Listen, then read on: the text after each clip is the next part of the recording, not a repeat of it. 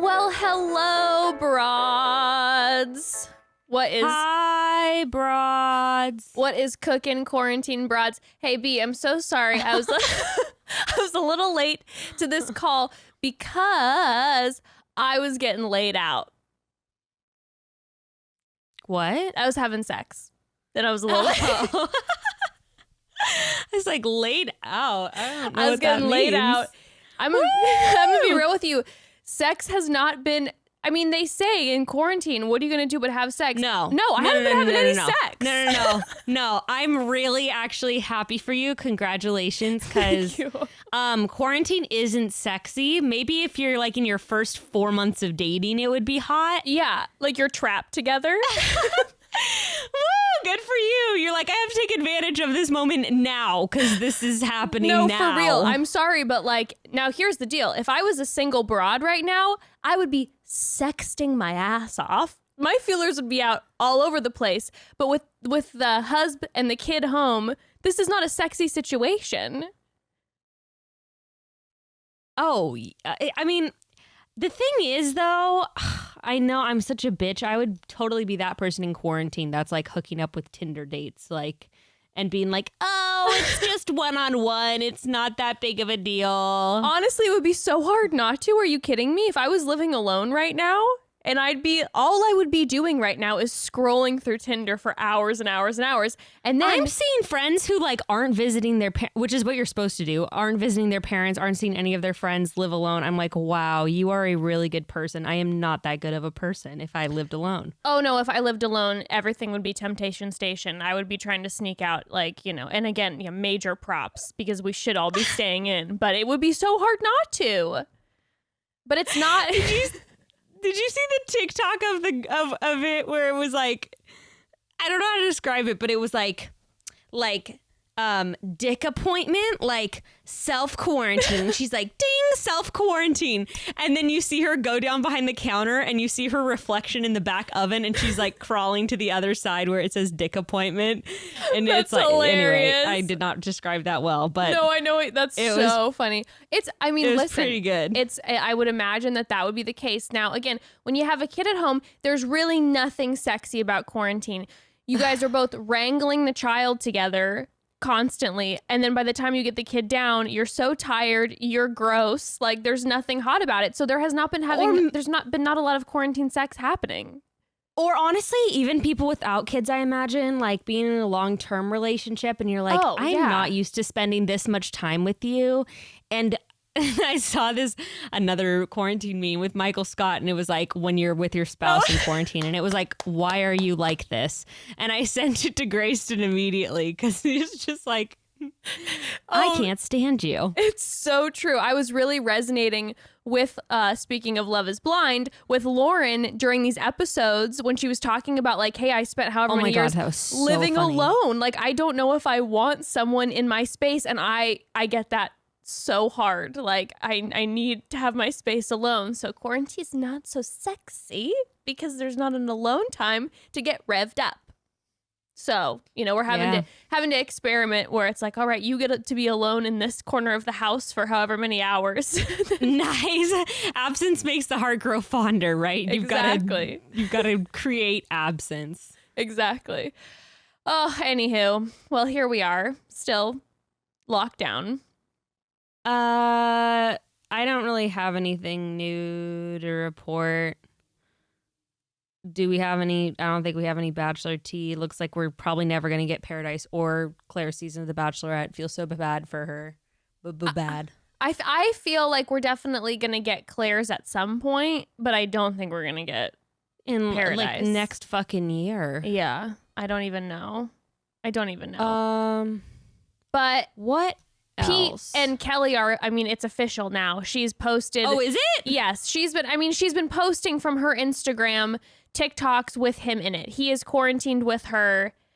So, they're together, which is crazy. What do you mean quarantined with her? Again, just like, what the fuck? I don't understand.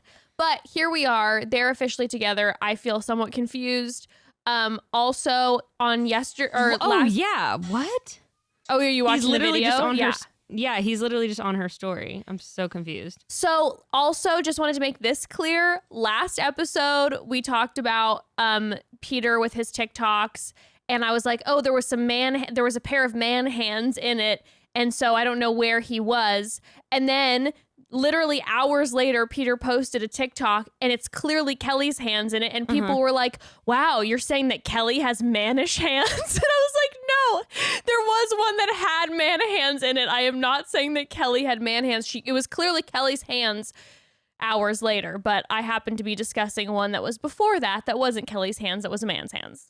Okay, so I wasn't shading Kelly's gorgeous fingers, whose hands are somehow even prettier than Peter's, okay? Somehow prettier than Peter's. Oh my God. Gorgeous hands. Did you see though? So for those of you who follow Bachelor Clues now, since we plugged the shit out of them, you've probably seen it, but I do want to talk about that. Oh, because let us talk about that. We have plugged Bachelor Clues. It's the best Bachelor Instagram in existence. So gods. Bro, Peter posted something like, let's raise $10,000 for whatever COVID-19, something related to that. And he was like, if we reach 10,000, then I'll do a live or something. Yeah, it was some sort of like, yeah. I don't remember what it was. But then Bachelor Clues responded to them or like screenshotted it or something and was like, Bachelor Clues calls him PP for Pilot Pete. Which, by the way, like, I can't handle them. They always call him PP. It's so funny. So they're like, why does PP not donate his own money? And then Peter, or something like that, then Peter responded back to them, of course, with the classic, like, oh my God, buddy, seems like you have a lot of hate in your heart. Like, hopefully, you know, one of those like stock responses. Yeah, a positivity answer. Sure, but yeah, and like super passive aggressive, you know, buddy. And then they were messaging back and forth, and Bachelor Clues was like, why don't you like match the donations or something? Like, basically, why don't you give some of your own fucking money instead of asking your penniless followes to donate? Yeah, that was so Bachelor Clues took a screenshot of what Peter said and then wrote this whole thing, why no PP give money or something like that. And then when he responded back and was like, hey, you know, hey, it's all about positivity, guy. Let's not spread hate. And then Bachelor Clues said, I'll stop if you match the $10,000 donation. Right. And then Peter responded. Oh, right. You're right. And then Peter responded back and said, like, when I can afford that, like, I'll let you know. And then, of course, Bachelor Clues screenshotted that and put it on their story. And I was just like, the audacity. I got so personally pissed. I was like, the audacity. You literally live at home, have a pilot salary, and just got paid. Do we know how much he got paid for The Bachelor? I think it was over $200K. Yeah.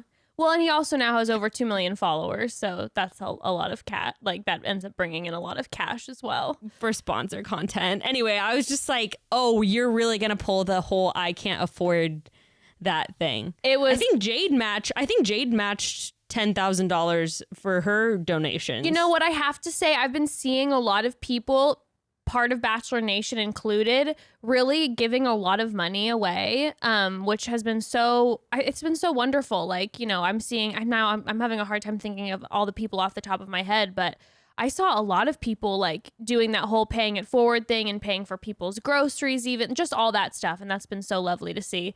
So yeah, no one with Bachelor Clues. I do find it like, and I'm also like, you could just even say like, I'll match 1,000 of it. Like, I know he can afford to match $1,000. Yeah, obviously $10,000 is an insane amount of money, and we're not throwing that around. But like, you know, he just got a lot of. For someone of his following and current publicity and career and housing situation and potential sponsorships,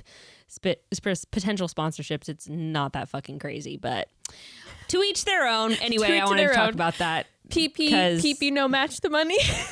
PP no match money. PP no give money. PP asks followers to give money. Bachelor Clues is insane. I also saw that they have started to post little bios about the people that we're going to see on Bachelor Listen to Your Heart. And I'm very excited to sit down and I've been seeing that too. Go through all those. So thank you, Bachelor Clues, for doing so much of the research for us.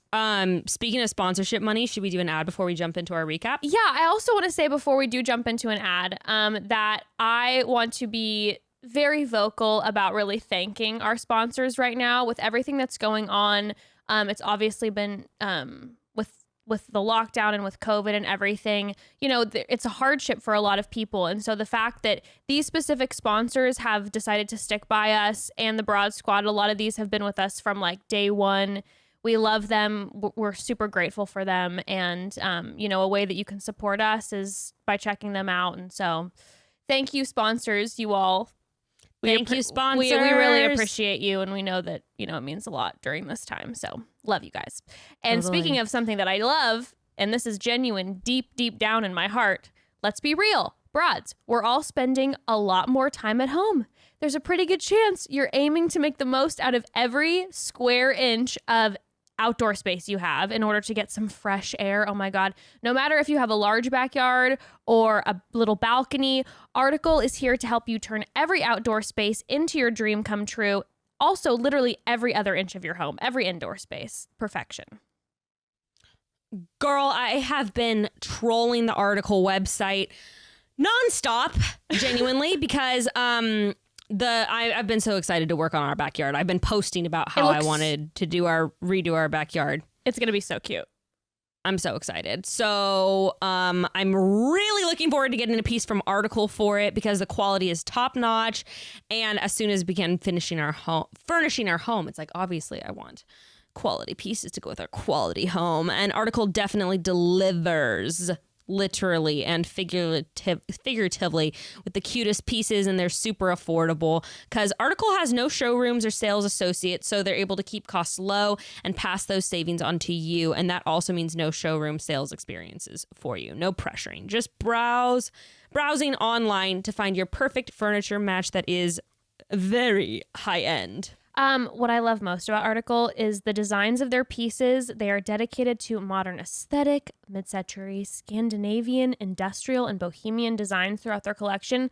It's hard to pick just one style to go with. And I do know that we are lucky in LA with weather. We can use our outdoor spaces most of the year. But if you're not with us in sunny Southern California or just in general, now is the time to start thinking about getting your outdoor space summertime ready. Especially right now, we're in our homes a lot. And if you do have any sort of outdoor space, it's nice to take advantage of that fresh air. And also, again, indoor space. I got the cutest dining room table and couch from Article. They are so high quality and so chic. I still cannot believe the price points that I got them for.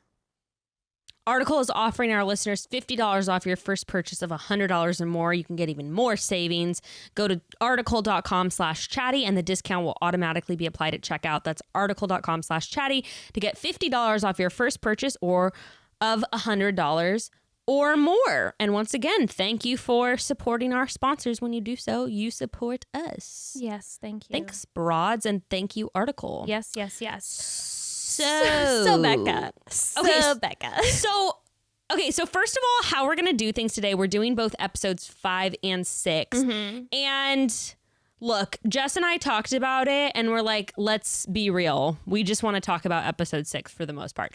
And also we're going to shake up the format a little bit because we know a lot of people have already watched like all the episodes, and we've seen some comments and messages about that. So we're just going to hit like the main points of what happened in episode 5.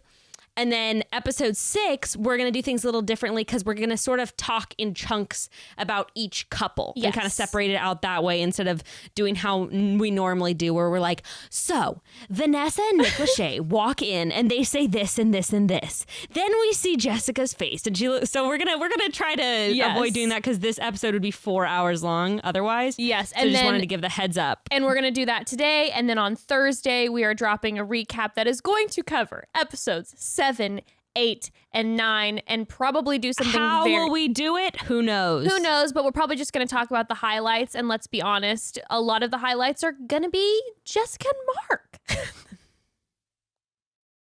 Because Jessica and Mark. Oh my. I can't even. Okay. Bro. We just have to get into it. Yeah, I'm excited. Okay, so let's just get it out there. What do you feel like were some of the biggest highlight? Let's gloss over, first of all, before we get into any of it, what happened to episode 5. So episode 5 was kind of like, a little bit DTR episode. They've already been had a little bit of time in Mexico, and now they're able to have kind of their final days in Mexico, spending a little more time together, interacting a little more with the other couples, and kind of solidifying the idea that they are going to be moving back together into, we end up finding out a common ground, but a common space. But it's kind of like the final dates for everyone. So you're really seeing, it's not just the first night anymore. It's not the first night anymore. No. True colors are starting to come out a little bit. Which is good for some, not great for others. Yes. Some people, like, let's say Lauren and Cameron, are just, more and more in love. Which is honestly so boring to talk about. There's nothing good to talk about with them for that episode. Not for that episode. Definitely the second episode, though. I felt strongly about a few things in the second episode. But for 5, they're just loving on each other. Now, and you know what I will say? I feel the same way about Amber and Barnett. Amber and Barnett, at least in episode 5, when they're having their time in Mexico, there really wasn't much to report. These two are loving on each other big time. Okay, so I think some of the biggest things that we need to cover from episode 5 is mostly just Jessica and Mark, because they had some great conversations in this one. So Mark and Jessica, pretty much just them the whole time. Also, Gia and Damien have a fight that we need to talk about. Yes, absolutely. Absolutely. Lauren and Cameron and both Kelly and Kenny are kind of boring from what I remember. We definitely need to talk.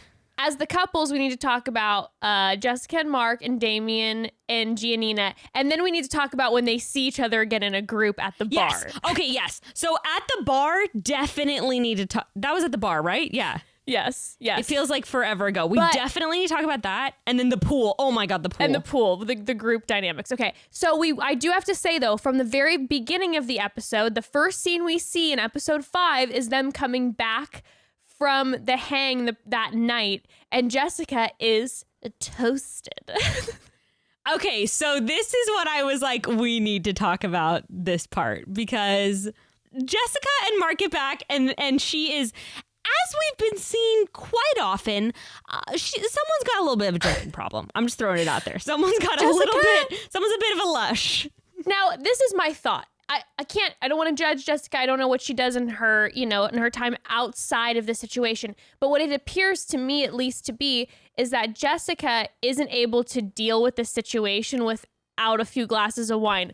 I think maybe. Yes, that seems accurate.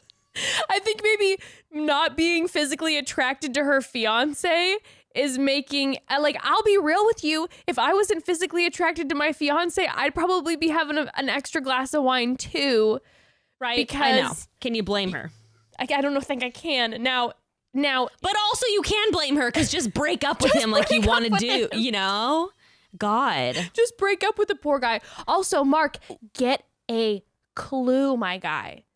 We'll get into it. It's so hard, and it makes my heart hurt so much, because he's such a sweet guy, but the level of unawareness that's going on is just it's insane at this point. It's getting super annoying for me. I'm like, stop. Stop. Yeah. She's not your person. I'm starting to understand how, if I was in Jessica's situation and I obviously didn't want to be with him anyways, and he continues to be won't let it go, my ick level would be skyrocketing. And even watching it, I think he's a super sweet guy. I think he's super cute. But the ick level, watching it, is starting to rise, because I'm just like, dude, you just gotta just let it die. It's gotta just die. I know.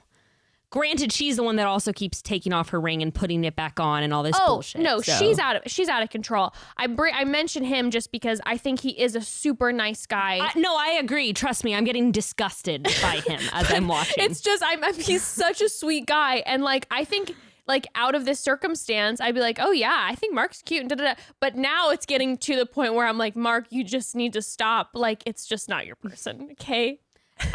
Yes, trust me, I'm feeling the same way, like a little bit of nauseating in my stomach as it's not fantastic watching their dynamics. Okay, yeah, but they get back to the hotel room and her mascara is just making her look even more trashed, and the teeth like are her very eyes are going purple. in two different directions. Yeah. Okay, but this is so funny. Mark brings up, what do you think about Amber and Barnett? And she basically drops like wrong reasons. She's like, they're just focused on sex. Yes. And then she says, oh my God. She says like giving your body over is so cheap. And I was like, no shade. But I'm going to shade her since she's now like talking trash on Amber. Jessica puts out on the first date or hooks up with guys drunk at the bar all the time. Well, there's a lot of things in this episode that are leading me to believe that Jessica says something and then does something very different, AKA her literally saying till I was like buried in the ground about how similar her and Mark are, and then at the end of episode 6 saying they're nothing alike, they couldn't be less similar. I feel like there's she's doing shit all like that all the time. It's all over the place, and I feel like it's so clear that Jessica had I'm sorry, okay, maybe we're wrong, but she had very sensual energy in the pod when she was talking to Mark and Barnett, and then as soon as she saw Mark, she didn't have the sensual energy, and we find out later it's because she's not into him, and she says that even to Kelly. Well, also, we're really skipping ahead to like next episode, but she makes the comment to Barnett about always being naked in front of her window. So it's like, you're such a hypocritical ass bitch. Like... Dude, Barnett, it's like, she's just, her seeing Amber and Barnett together is killing her because that's all that she wanted with her and Barnett. I mean, and that's just... She's so jealous. That's just the way it is. It's just the same thing. She says, even in the interview at that point when she was talking to Mark, or in that scene when she was talking to producers, she on her own brings up Barnett and is talking about how he's very deeply troubled, he's mixed up, he's confused, but she cares about him deeply, and then of course she makes this comment, she's like, but I'm so glad the decision I made after seeing how confused he is. Of course, which is like every conversation I've ever had with any friend who got dumped. They're like, it's just, and I've done it myself, it's just very clear that he doesn't know what he wants. And you're like, yes, girl. And in your head, you're like, he just was not that into you. Yeah, and it sucks. It's the worst thing ever. It's the worst. Hey, it's the worst feeling in the entire world when you just have to look in the mirror and be like, bitch, he's just not that into me, or she's just not that into me.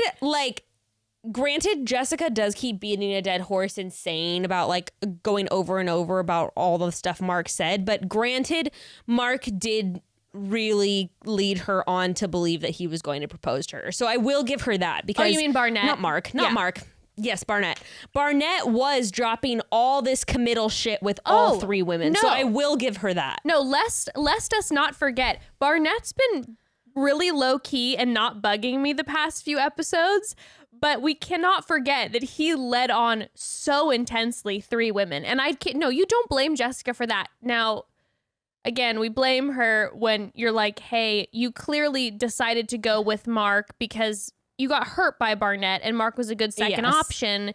And now you're not physically attracted to Mark and you're continuing to stay there because you don't want to be the one who says, but also, how do you do that? I mean, that's so hard. Okay, let's get into the conversation though. But it does happen later, and she is honest. Oh my God, okay. Yeah.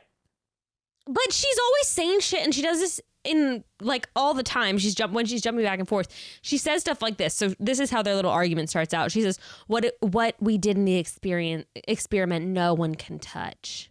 She always says this, by the way, like no one can touch like what we have. And I'm like, I can.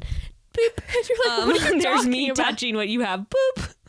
And then she says, like, if we were to jump into bed now, it would ruin everything. And then he says it's almost like a command. And I'm like, bro, she is so fucked up. Do not try to reason with drunk Jessica. Her alter ego is going to come out and like claw your eyes out or something. Mark does not seem to learn that over the course of these few episodes. No, it's like, don't say anything. Don't say anything. That's kind of the thing where it's like, okay, Mark, you really are like showing that you're a 24-year-old with very like little actual relationship experience, because it's like you need to have a little awareness of like how to handle a woman. Even though I will say that, you know, every time that she gets upset at him, he's not he never says anything out of line. No, it's just more like you got to read your person and know that when she's drunk, she is going to take everything personally. Well, and she wants, even when she's not drunk, she wants to take any chance she can to find some good reason to not be with him, because she doesn't want to be with him. So she's literally looking for any... Anyway, they just have a stupid argument. And when she's and like, come off like a command, what the fuck are you talking about? And at this point, Jessica can literally only keep one eye open to look at him when he's answering her, because she's so drunk. Or has both of them wide open. They're both wide, or one's open, and he's like answering. He's trying to explain his point, and she's literally like this. She's like, I'm seeing 3 of you right now, so I gotta keep one eye open. I gotta focus on the one. Oh, it's so intense. And then Mark's just panicking, like you took it all wrong. We want the same thing. We want it to be special, and I understand. And then poor sweet Mark is trying, because I think genuinely Mark believes, because Jessica has led him to, that she doesn't want to have sex. What I think is Mark thinks she would be doing this with anyone else in the pod. Or sorry, with anyone else in the situation. He's like, oh, Jessica really values this. She doesn't want to ruin our relationship because she cares about me so much. And she thinks this might be a way that it's going to make it complicated. So now every time this gets brought up, he's panicking, trying to let her know that, like, no, I'm not trying to be disrespectful. Like, and he is literally doing anything she asks him. Like, give me space. She gives him space, Which, by the way, is probably not the way that he should be playing it. Not that he should know any better, but he needs to set boundaries, and she'll be more attracted to him. And I would be too, if someone set boundaries and be like, I'm not putting up with this back and forth bullshit, so I'm leaving literally now. Goodbye. Well, that's hot. Well, she makes it known in episode 6 when she's like, Mark literally will do anything I say. Like, and she's like, what is he like? It's like watching the Discovery Channel. There's never been a man like that ever. And she's like shading him so hard for it. Well, that part was stupid, because she said he's emotionally available, which is a red flag. And I'm like, no, I think you've just been dating assholes. Yes. But also, like, I get what you're saying. Okay, so anyway, it ends out with him basically like laying his whole body weight on her and saying it's me and you forever after 4 weeks. And I'm like, is that supposed to make her feel better? Because I think you're just going to make her cry more right now. I think you're setting her to a full spiral. And then, like, Lauren and Cameron are on a helicopter ride. Burnett and Amber are on the catamaran, blah, blah, blah. Nothing really important happends there. But Mark and Jessica then... Yes. What? Mark and Jessica... Oh, no, I was going to say the only thing I did note with, I will say, on the Barnett and Amber piece is that you can see all of a sudden that Amber is feeling a little insecure in their dynamic. Yeah. Now, obviously, she puts off the opposite of that, and she tries to act like it doesn't bother me at all, blah, blah, blah. But she definitely alludes to, in the conversation, she asks Barnett, what was it like seeing Jessica? They edit it so that we don't see Barnett answer it. It makes him look like he's thinking about Jessica. Yeah. Do I think he cares about Jessica at all? No. He doesn't give 2 shits. No, I think he really is over the moon about Amber. Well, yeah, we'll get into that when they, because there's like so many more opportunities where Jessica's just throwing her goddamn self at. And let's talk about it in the next episode, because once again, she kind of brings it up after they have their hangout. Yes. Their apartment hangout. Like you said, Mark and Jessica end up doing a horseback ride. with the jankiest bachelor setup with the mosquito nets in the jungle I've ever seen. I was dying. And bitch, you know me, the second I see a mosquito net, I'm like, gotta get out of here. I know I'm gonna get bit to hell. This is my nightmare. I felt like they were trying to make it romantic, and even though they did get another incredible spread. Mark and Jessica always score these incredible spreads. True. But did you notice, like, he was sipping his wine and once again she was chugging it, and then did you see her try to fill up his already full glass? Well, did you also notice that they right when they sit down, they do a cheers, and she says, "Cheers to our new horse friends and us. Loves ya." Said it again. Loves ya again. Okay. And laughs. And then Mark says, "Love you. I love you."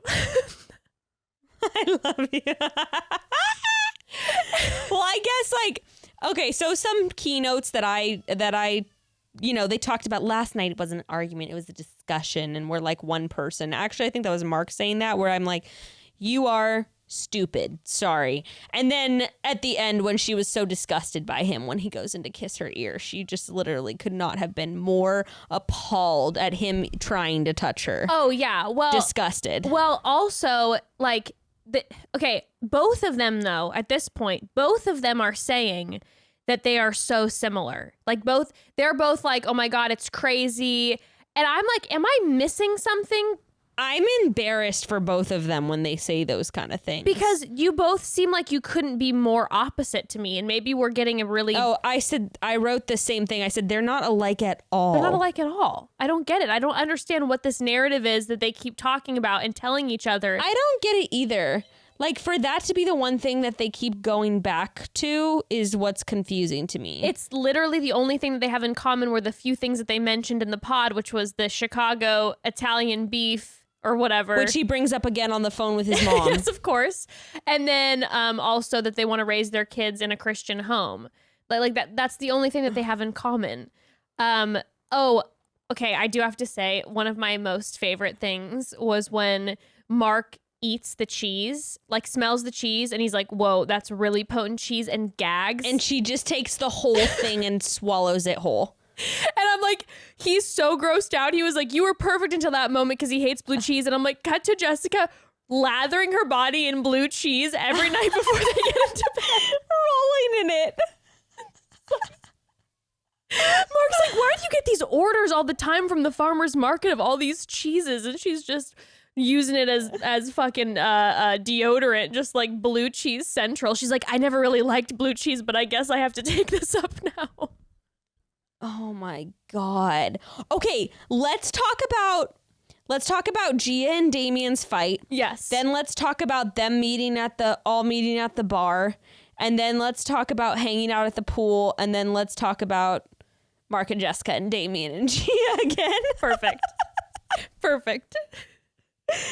Okay, so Gia and Damien on the boat. Yes, Gia and Damien on the boat. I mean, okay. Well, she's like definitely continuing. I'm like, she is Insta girl. She's got the perfect little Insta girl bikini on. She's looking absolutely darling, and she is in the position where he's laying flat, sunning, and she's just staring at him. Just like, when your partner is so bored and they're just like, "What are you thinking about? What are you doing? Why aren't you talking to me?" I was actually impressed by her ability to pick an argument out of him saying absolutely nothing. It was actually next level. I couldn't even get that creative. It was pretty incredible. And it was also because he says this is a great escape, and she goes, "What do you need to escape from?" I was just like, "Gia." I'm like, "Bitch, is your life that good that a resort in Mexico and being on a catamaran isn't a fucking escape for you?" Well, I'm also just like, I'm sorry, but have you ever heard of have you ever been to a hotel or like on a cruise? The tagline is like great escape, like tropical escape. That's what you call it because it's a break away from regular life.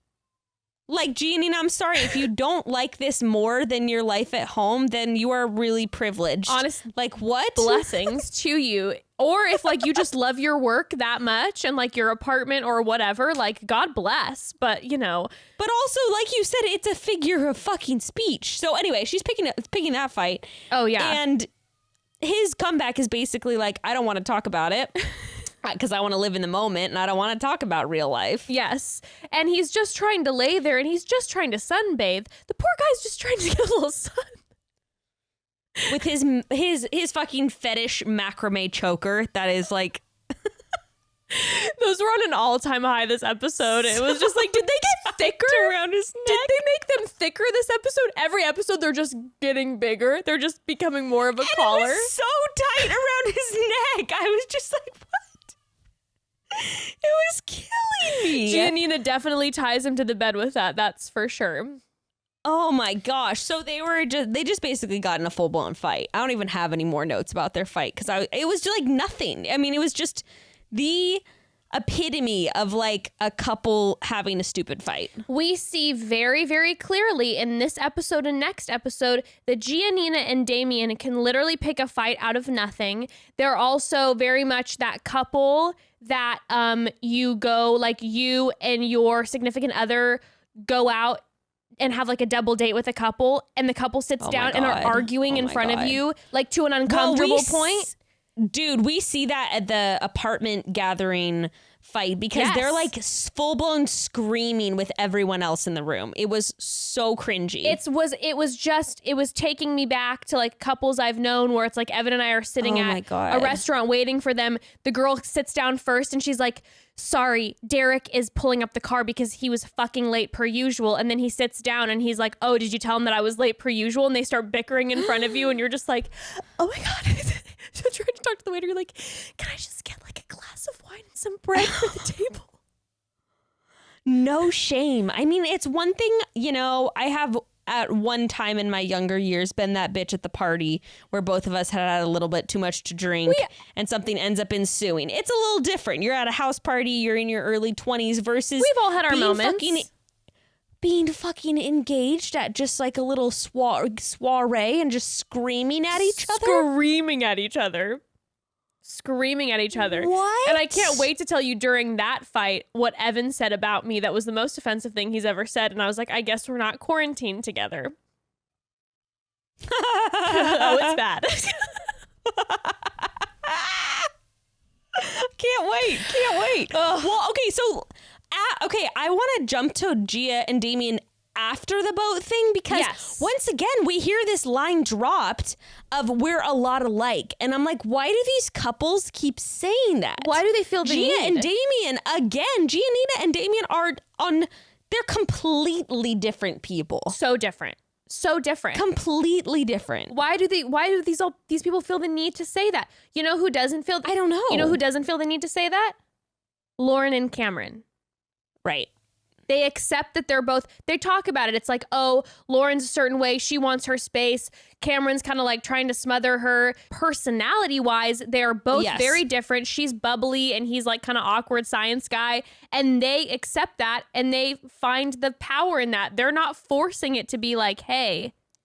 No, I find it weird and concerning when they're like trying to grasp at the ways that they're so the same. It's strange. I don't understand. Like I agree. I think it's strange too. Like I think that you and Evan can be similar in certain ways and me and Gray can be certain in similar ways, but I'm never going to be like we're the same person. No, and we're a hell lot closer to being the same person than these couples are. That's for sure. Well, and it's also like, hey, yeah, guess what? Sometimes you guys like the same things. You like certain foods. You like similar music. That's called commonalities that are fun in a relationship, but like that doesn't necessarily shared hobbies. Exactly. You don't have to be identical twins. You love Fleetwood Mac and smoking weed too. Oh my God, it's like you're in my brain. Like no, these are very superficial similarities. I think everyone wants to be like Amber and Barnett, and I think Amber and Barnett are actually a lot alike, even though we do start to see differences. Yeah, they're not even that. Yeah. I mean, yeah. Oh man, I don't know. It's very weird, but yes, they're trying to post boat when they're having drinks. They're trying to force this narrative again, and it's and she tries to turn it into this thing of like, you're closing something off, and I feel it, and I'm like, no, I think he just doesn't have a personality. But then he does actually start opening up. This is the thing. Crying. This is the thing with Giannina and Damien, which is very confusing for me, is that as a person watching it, your first reaction is you go, this is a shit show. Right. Does she really like him that much? Doesn't she make him crazy? But yet they get each other in a weird way. Yeah, and it was sort of like she was actually, I had to give her some credit, because I'm like, I guess you were actually grasping at something here, because then he's crying and saying how stressed he is about having to put his life on hold and how much uncertainty he's dealing with. It was like, oh, she was actually she was right. Like, she does get him. And when she was trying to be his therapist, when I was watching this, I was kind of rolling my eyes going like, oh, this is a lot. I know. And she touched him. Which was mind-blowing to me, because the way... because one of the lines she said where I was like, that is the least comforting thing I've ever heard. She goes, if they let you go, it's their loss. I was like... But it's sweet. No one wants to hear that. But this is the thing that Giannina and Damien literally, they bend my brain. Because I'm just like, there's no way this works. There's no way this could work. I bet they actually can't stand each other. And then they continue to have these moments, like sexually, like emotionally, where they seem to really like see each other in this really crazy way, even though they have these bizarre fights. I don't get it. Like they're like defying gravity. I'm like, yeah, did you guys find each other in this strange world? No. I think that they're clinging to unhealthy dynamics to make them feel closer to each other. She likes playing the therapist role for her boyfriends, and I don't know. I don't understand him at all. No. Because, I mean... No, yeah, you're right. It's just... You're right. Because it's just sort of like every time they have one of these arguments and they get pulled back in together by like... It's just... You know what it is? It's just silly. It's just that when I every time I see them together, I just can't believe it's actually continuing to work enough that they're like still together. Not ending. Right, yes. right. That's why I'm like, maybe... It's mind-blowing. Maybe we're not seeing something. That scene was surprising to me. I'm like, that's not where I expected things to go. No. And but so basically we find out that not only did he put his life on hold, he technically said that he had to walk away from his job, and he's now been gone longer than he was allowed to, so he doesn't know. I know. If he's going back to a job. And all I could picture is just Damien's company just blowing up his phone. Being like, he comes back home to 100 messages where they're just like, Damien, you said you were going to be gone for about 7 days. It's been about 3 weeks. Well, that's what happened with Jacqueline on my season. Her work was calling they had like the producer number, and it was basically like, what's the deal here, Jacqueline? Are you actually going to find love with this guy? Because if not, we need you And that's back. a lot of pressure. That's a lot of pressure. I understand. Now G was rubbing his back, and, you know, again, a moment where I thought she was going to say something and react completely different. I assumed that when Damien said, I don't know if I have a job to come back to, that Giannina's eyes were going to go blank, and she was going to be like, okay, well, I guess I'm going to see myself out. But she like had that face like it was blank all of a sudden, and she's like, the fact that I can provide for myself and I have no issue getting what I need and what I want, but the fact that he wants to put me in the equation, I'm taken aback in a good way. And I know, I was shocked. I'm so confused. Well, for a second, too, I thought she was going to turn it into this like pseudo-feminist narrative where she's like, I'm appalled that he would think that he has to provide for me. Right. I had no idea where she was going, but I was convinced it wasn't going to be like, wow, I love that he wants that for us. I was so surprised. I know. That's why they're confusing for me. Okay, let's go to the couples getting back together again in the bar. Now, this is an interesting one for me because clearly this wasn't required because Damien and Giannina aren't there and neither are Cameron and Lauren. I know. I was confused by that too. Because I would think that if the producers were wanting it to be super awkward. But maybe they were just like, wait, maybe they were like still on their date or something. I don't know. But the fact that like the producers, you know, they didn't make it super awkward by just putting Jessica, Mark, and Barnett and Amber there. I'm interested like as to why they set it up that way with Kelly and Kenny. Maybe they knew that maybe Kelly and Jessica have been vibing and they knew they could get some information out of Jessica if Kelly was there. I don't know. I don't know either. Well, they're in this little tiki bar. And it starts with Amber and Barnett and Kelly and Kenny, and they're cheersing, and they all meow after they cheers, which was an odd moment for me. And then also later in the scene when the guys cheers with Amber, she meows again. So I'm like, I don't understand. It's a cats versus rats reference. I'm like, is this Bachelor? Or do we have Bachelor layers going on here? What is the deal? So, okay, from the get-go, Jessica shows up. She is dressed cuter and fancier. Oh my God, that was so funny to me. Amber's like, I didn't even blow dry my hair. And Jessica's like, yeah, same. And you're like, you spent 2 hours on your look. You are looking dimed out. Your outfit is snatched. Your hair is perfection. Your makeup is great. But that was a moment, too, where I felt like we saw a little glimpse of Amber feeling a little insecure because she right away said like, well, I mean, the amount of sexual jokes and stuff and like, I mean, Kelly brings it up. Yes. But she's clearly like she's a little nervous about Barnett. I don't know if she's like, I don't know. I couldn't tell if it was more that she's nervous about Barnett or just like claiming her territory. Cause I feel like I've definitely been in that position where I'm like, look, do I think you're going to steal my man? No. But am I going to make it very clear that he's my man? Yes. Bekah, if I was Amber and I had to deal with Jessica, I would be licking his neck in front of her at any given point. First of all, any given chance, I mean. Yes. Also, I would hate Jessica so much. The amount of times that Jessica is going up drunk, hanging on Barnett. If I was Amber, I would be so angry.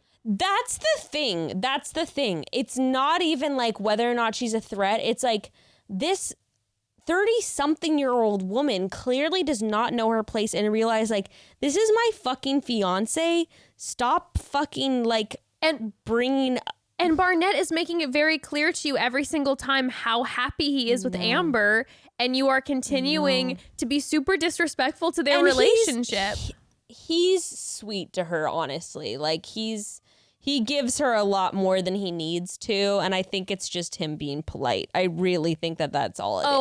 I don't get. He's just kind of like, oh, how are you and Mark? Like he's actually kind of nice to her. I don't get any energy from Barnett that he is flirting with Jessica, nor that there's any interest. I get more of a vibe that he feels embarrassed for her. I was going to say, and at the same time, he's also not being rude or standoffish. No. He's kind of just like humoring her because he sort of like feels I think, bad. He feels bad because he let her on. Yeah. Yep. That's the tea. So, well, yeah, Amber is hanging on Barnett, dude. Jessica, when Jessica said ew audibly at them, I was like, I'm back in high school. I cannot believe that shit just happened. I could not believe. I mean, it was... Now, granted, we had been seeing Mark and Jessica mentioned horseback riding, and Barnett is like, oh, bareback sounds like our last night. And Amber, I know. Amber snorts, hits him, drops to the floor. I know. Like she's going to pee her pants. Then that's when Amber is up against Barnett and they're rubbing against each other and he mentions his erection. Honestly, and then he says something about smuggling pennies. Is that like am I an idiot? Is that like some really like Because I don't know what they are talking about. Anything they say that I don't know what they're talking about, I just assume it's some sexual joke that I've been, I don't know, living under a rock. I would think for. that I think he was referring to the fact that he's like, oh, you can feel me in my pants. And he's like, oh yeah, smuggling pennies. And I'm like, are you referring to your dick as a roll of pennies? Because that feels like you'd be like you're shading yourself. Like, I don't understand. I don't know, but honestly, the sexual jokes were extreme, and someone being in proximity to them, not having anything to do with their relationship, I would just be like, I'd be so uncomfortable because they're slurping. She bites him at one point. Can you stop? Like, and she's like giggling and jumping on him. It's inappropriate. She's like, oh, it's inappropriate. She goes, oh, I got you excited, and she's like jumping on him. That's where I was like, we are in a public establishment. What kind of swingers resort do you think this is? You cannot. Please have some decency. And I am like the last person to get flustered, but I was like fanning myself, like. It was uncomfortable. The audacity. It was uncomfortable. Now, normally I'd be on the other side of the bar like this, watching in glee because I love watching PDA. But it was. I mean, the comments, like the like, I got you excited. I'm like, this is really not appropriate. And they're right next. They're right next to Jessica. They're right next to Jessica and Mark, who clearly aren't doing, like, there's nothing going down. And you know, Mark's blood pressure is rising, and it is through the roof because he is watching Kenny and Kelly like kissing each other sensually. Barnett and Amber are practically humping each other, like, and there's nothing going down with them. But it's not just Mark who's now feeling insecure and noticing. Now Jessica's starting to really take note about the dynamic of the couples. Okay, let's just very briefly gloss over her conversation with Kelly. Basically, yeah, surprise, surprise. She's talking about how there's a physical disconnect. And yeah, she throws a thing that we talked about earlier of like, Barnett doesn't know what he wants. And Kelly's just like, right. And then basically at the end of the conversation, Jessica says, I have to tell him where I stand. And I'm like, finally. Yes, but she doesn't just say that. She says she is very direct with Kelly about the fact that that the age isn't bothering her at all. It's that she's struggling with the physical aspect because she doesn't normally go for guys that look like Mark. Right. So now we have a very clear answer for her. She's saying it's not the age, which when later on in episode 6, she's bringing up the age. You're like, oh, so it's excuses again because it's not the age that's actually bothering you. It's the physical piece. And then Kelly brings up the fact that she's obviously probably more attracted to Barnett.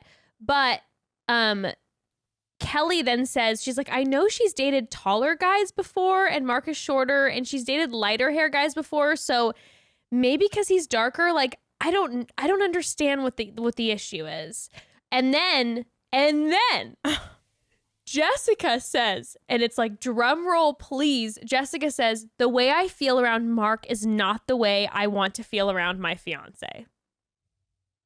Yeah, duh. But like, that's it.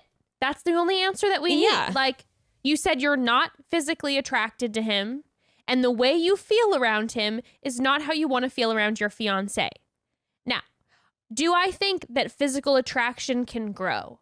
100%. I've had it happen to myself before. I have not been physically attracted to someone at all, and then I get to know them, and all of a sudden I think they're the hottest piece ever.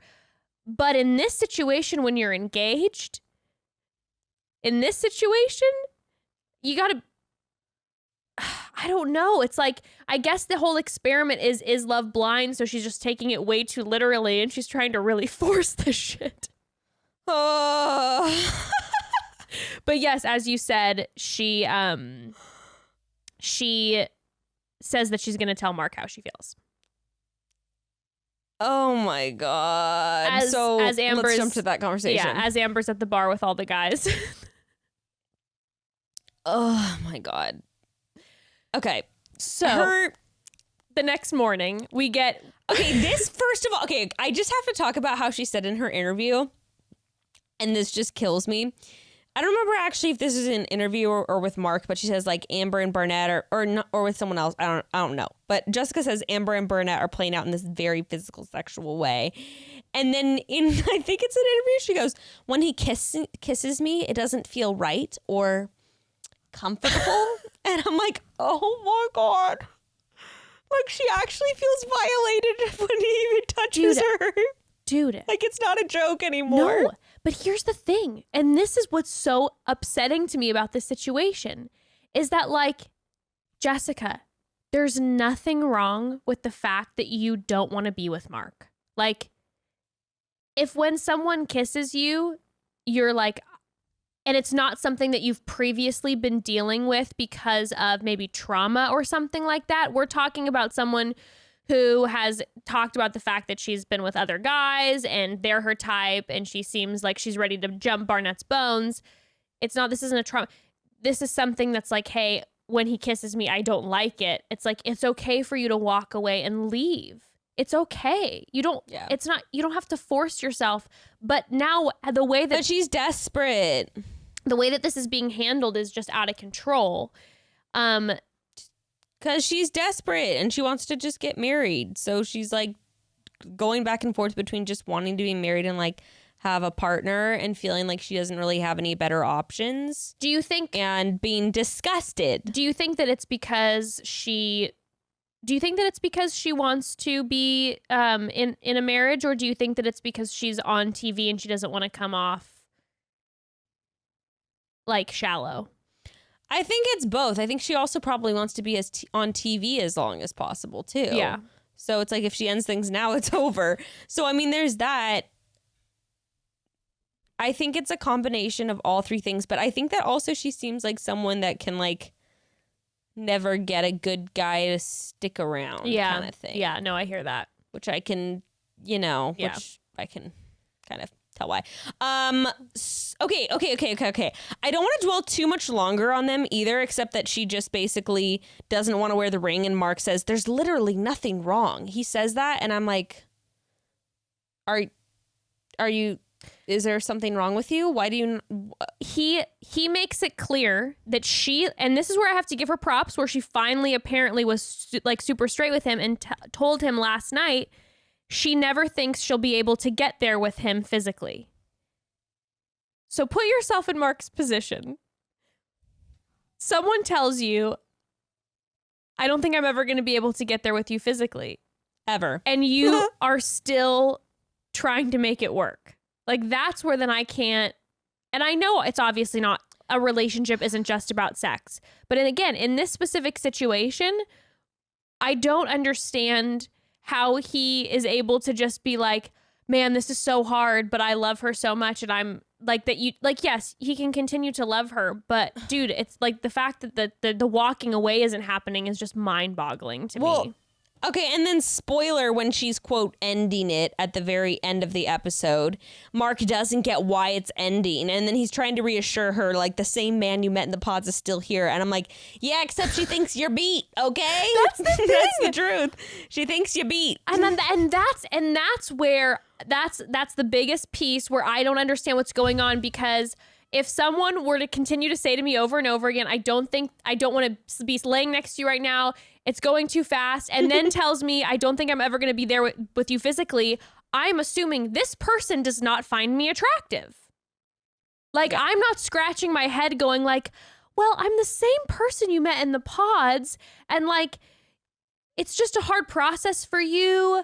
Man, I'm gonna help there. Like, I'm gonna be there and work through this with you. I'm going, he obviously, or she obviously doesn't think that I'm hot and isn't into me physically. God. It is what it is. It is what it is. Sometimes people just aren't attracted to certain people. But they turn it back around somehow at that very end and go, let's be a badass team. And I was like, okay, well, that's after the pool party though. I know. I just want to like, we're gonna be. We can only talk so much about Mark and Jessica because it's the same bullshit again and again and again. That's the thing. I don't want to stay too long on it because episode 6 is the same back and forth bullshit and it's the same thing. It's the same thing. But we do need to talk about the pool and talk about Jessica at the pool. Also, real quick, can we talk about speaking of the camera shots and some of these episodes, what's with the weird montages and the music and like when they're at the pool, the shots that are half underwater and showing their like legs and stuff underwater? It was horrible. It was horrible. I would feel very uncomfortable. Also, this show, in my personal opinion, has the worst soundtrack I've ever heard. Sometimes it's like kind of trendy and hip, and sometimes it's just like, yeah. I think maybe I'm like, only noticing the songs that are like the corniest songs I've ever heard in my life. Well, at the same time, I'm like, it's not like The Bachelor, so it's not like super... I mean, The Bachelor just has its brand of like corny ass reality TV music. So sometimes they're doing little things and it's like, you know, trendy. I'm like, okay, this works. And then other times it's just like the cheapest, like Oxygen show, low budget, I think the bullshit, copyright free music ever. Yeah, I think the difference with The Bachelor is they just keep it instrumental. And I think I like that. Yes. Or you do Love Island, and Love Island pays the big bucks to get the top 20 songs on the radio on their show. So you're just jamming to all the hot new beats, but it's so expensive. Maybe next season. Love is Blind cannot touch that budget. No, maybe. Absolutely not. Okay. So at the pool, Jessica brings up one man told me he was going to make me his wife, has to keep bringing it up. Okay, let's just get to Jessica and chatting with Barnett. She, of course. And she says, by the way, the same thing in episode 5 and 6 when she sits down with him. Yes. And points out, like, you guys have a really sexual thing. Yes. Which is an uncomfortable. It's totally different what you and I had. I'm like, oh my God. Oh, it's so uncomfortable. Every time she sits with Barnett, it's the most uncomfortable thing I've ever seen. Because it's just like, hey, I understand that you guys had this kind of intimate relationship in the pods for a minute, but he said no to you and he chose her, and now you need to just let it be. And the fact that you then continually try to like poke at their relationship and diminish it. That's always the thing. She's always trying to like talk down about their relationship or diminish it. It's just not okay. It's not okay. No. It's very awkward. And then I felt really uncomfortable when she's talking in the interview and saying you guys would see a totally different Barnett if he were with me. Okay. Do you have written down is exactly what she said? What did she say? She said, if Barnett and I continued our relationship outside of the pod, you would see a very different Barnett. An introspective Barnett. A sophisticated Barnett. A holding himself high Barnett. And I'm just like, is this My Fair Lady? Like,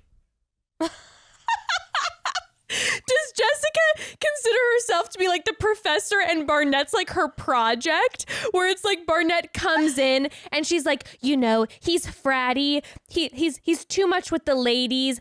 He doesn't wear shoes a lot. And Barnett leaves like a stockbroker who drinks martinis, who loves his family and his dog and has like a very hefty 401k. Like that was Jessica's vision. She likes to believe that she can be, and this is probably the issue that she runs into, which is why she's not with anyone in a long-term relationship. She wants to be the one that can change the douchebag, which has got to drive her absolutely nuts that he's now committing to Amber. It's got to just kill her. Like, not only was she more attracted to Barnett, she is the one that is tying down the one that is always on the run from commitment, and suddenly he's ready to commit to Amber, and that has just got to kill her because that's what she's always wanted to be. And the beautiful part about it is that Amber accepts Barnett for exactly who he is. Like she's like, I love how perverted he is. I love what a douche he is. Like she'll say that, and here's someone who's finally actually accepting Barnett for all of his Barnettness, and now he's settling down. Yep. You know? And yeah, I couldn't even believe it. Well, and then she's telling Barnett her business with Mark, saying the things have been really hard and the physical just isn't there. I couldn't even believe it. I couldn't even believe it. Meanwhile, what's really funny is that Amber and Mark actually seem to have a friendship. We see them keep chatting, and it's so funny and ironic to me. They seem like they really enjoy each other's company, and they seem like they are like probably good friends, like that have Like, they give each other good advice to a certain extent, because Amber was telling him, like, you shouldn't have to fight for this forever, Mark. You know, he was just like, oh, like, you know, I'm fighting and she's perfection, but I have to fight. And she's just like, well, there comes a line where you shouldn't have to constantly fight for it. Well, and this is my opinion. I think the only reason that Jessica then ends up having this turnaround at the very end of the episode, and they have we're going to make a badass team and we're going to make this work and blah, blah, blah, is because, again, Barnett rejected her. Every single time her and Barnett have a conversation and she tries to get in with Barnett and he shuts her down, she goes running into Mark's arms. So she says, no, I'm not physically attracted to you. I can't get there. Then she pursues Barnett. Barnett shuts it down, says him and Amber are great. And so now she goes running back into Mark's arms. It's clockwork, baby. Absolute clockwork. Yep. And okay, we got to talk about Damien and Giannina though, briefly, and then let's move on to episode 6. Yes. Okay. Okay. This is just. It was just they're like doing a their stargazing thing. This is just. I just have to say that this is one of the reasons I can't stand Giannina. She says this like quote that I swear she memorized off of Tumblr. She goes, "You know." Oh my God, I was cringing so hard. I hated it so much. She goes, you've been in the dark. Her voice. I don't think I can channel it, but let me try. You've been in the dark this whole time, and then someone throws open the doors, and you're like, is this sunshine? And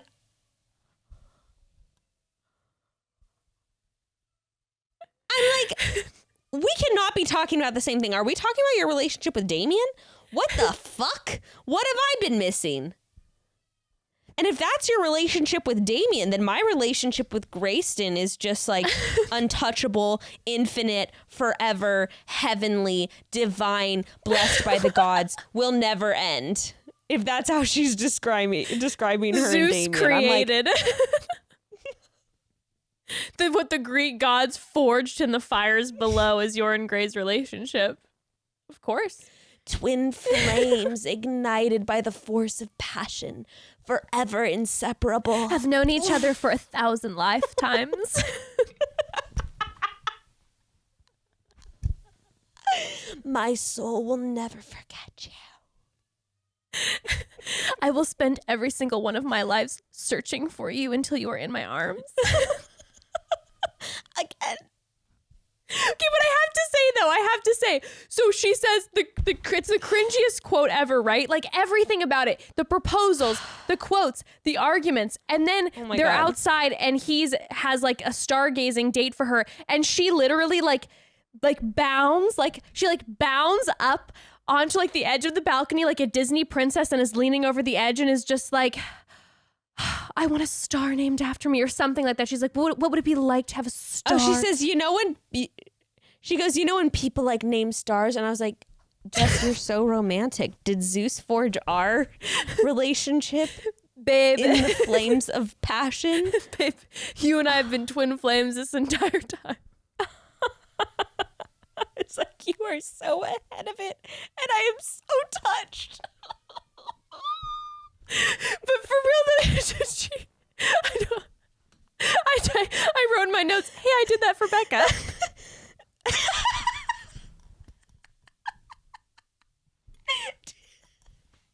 But 100% what you're talking about too, with the way she's like, with her hands, she's just like, in her red dress. Yes. You know those stars out there that have a name? It could be mine. I want that. But here's the thing about it. I'm obsessed with her. I can't. And you know what? I'm probably gonna get so much hate. I bet people are gonna be like, what's wrong with you? She's manipulative. She's what? I'm gonna give you hate. I know. There's something about her that I cannot, like, I like her. I can't.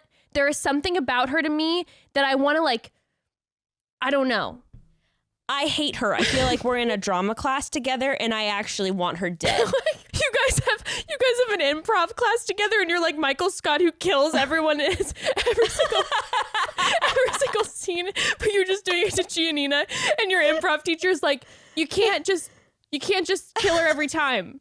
It's not how improv. And I'm like, but I think I can actually. See, Giannina for me, she is one of those people that I know in real life would, like, I know she would make me crazy, but at the same time, she just seems like someone who like has this light behind her eyes where like she's like naive and passionate, but also like kind of a mess, but kind of precious. And like, I don't know. There's something about her. I can't get over it. I like her. I can't help it. You know, that's beautiful for you. I'm glad that you can see the good in garbage. No, I'm just kidding. I do not think she's garbage. That's way far.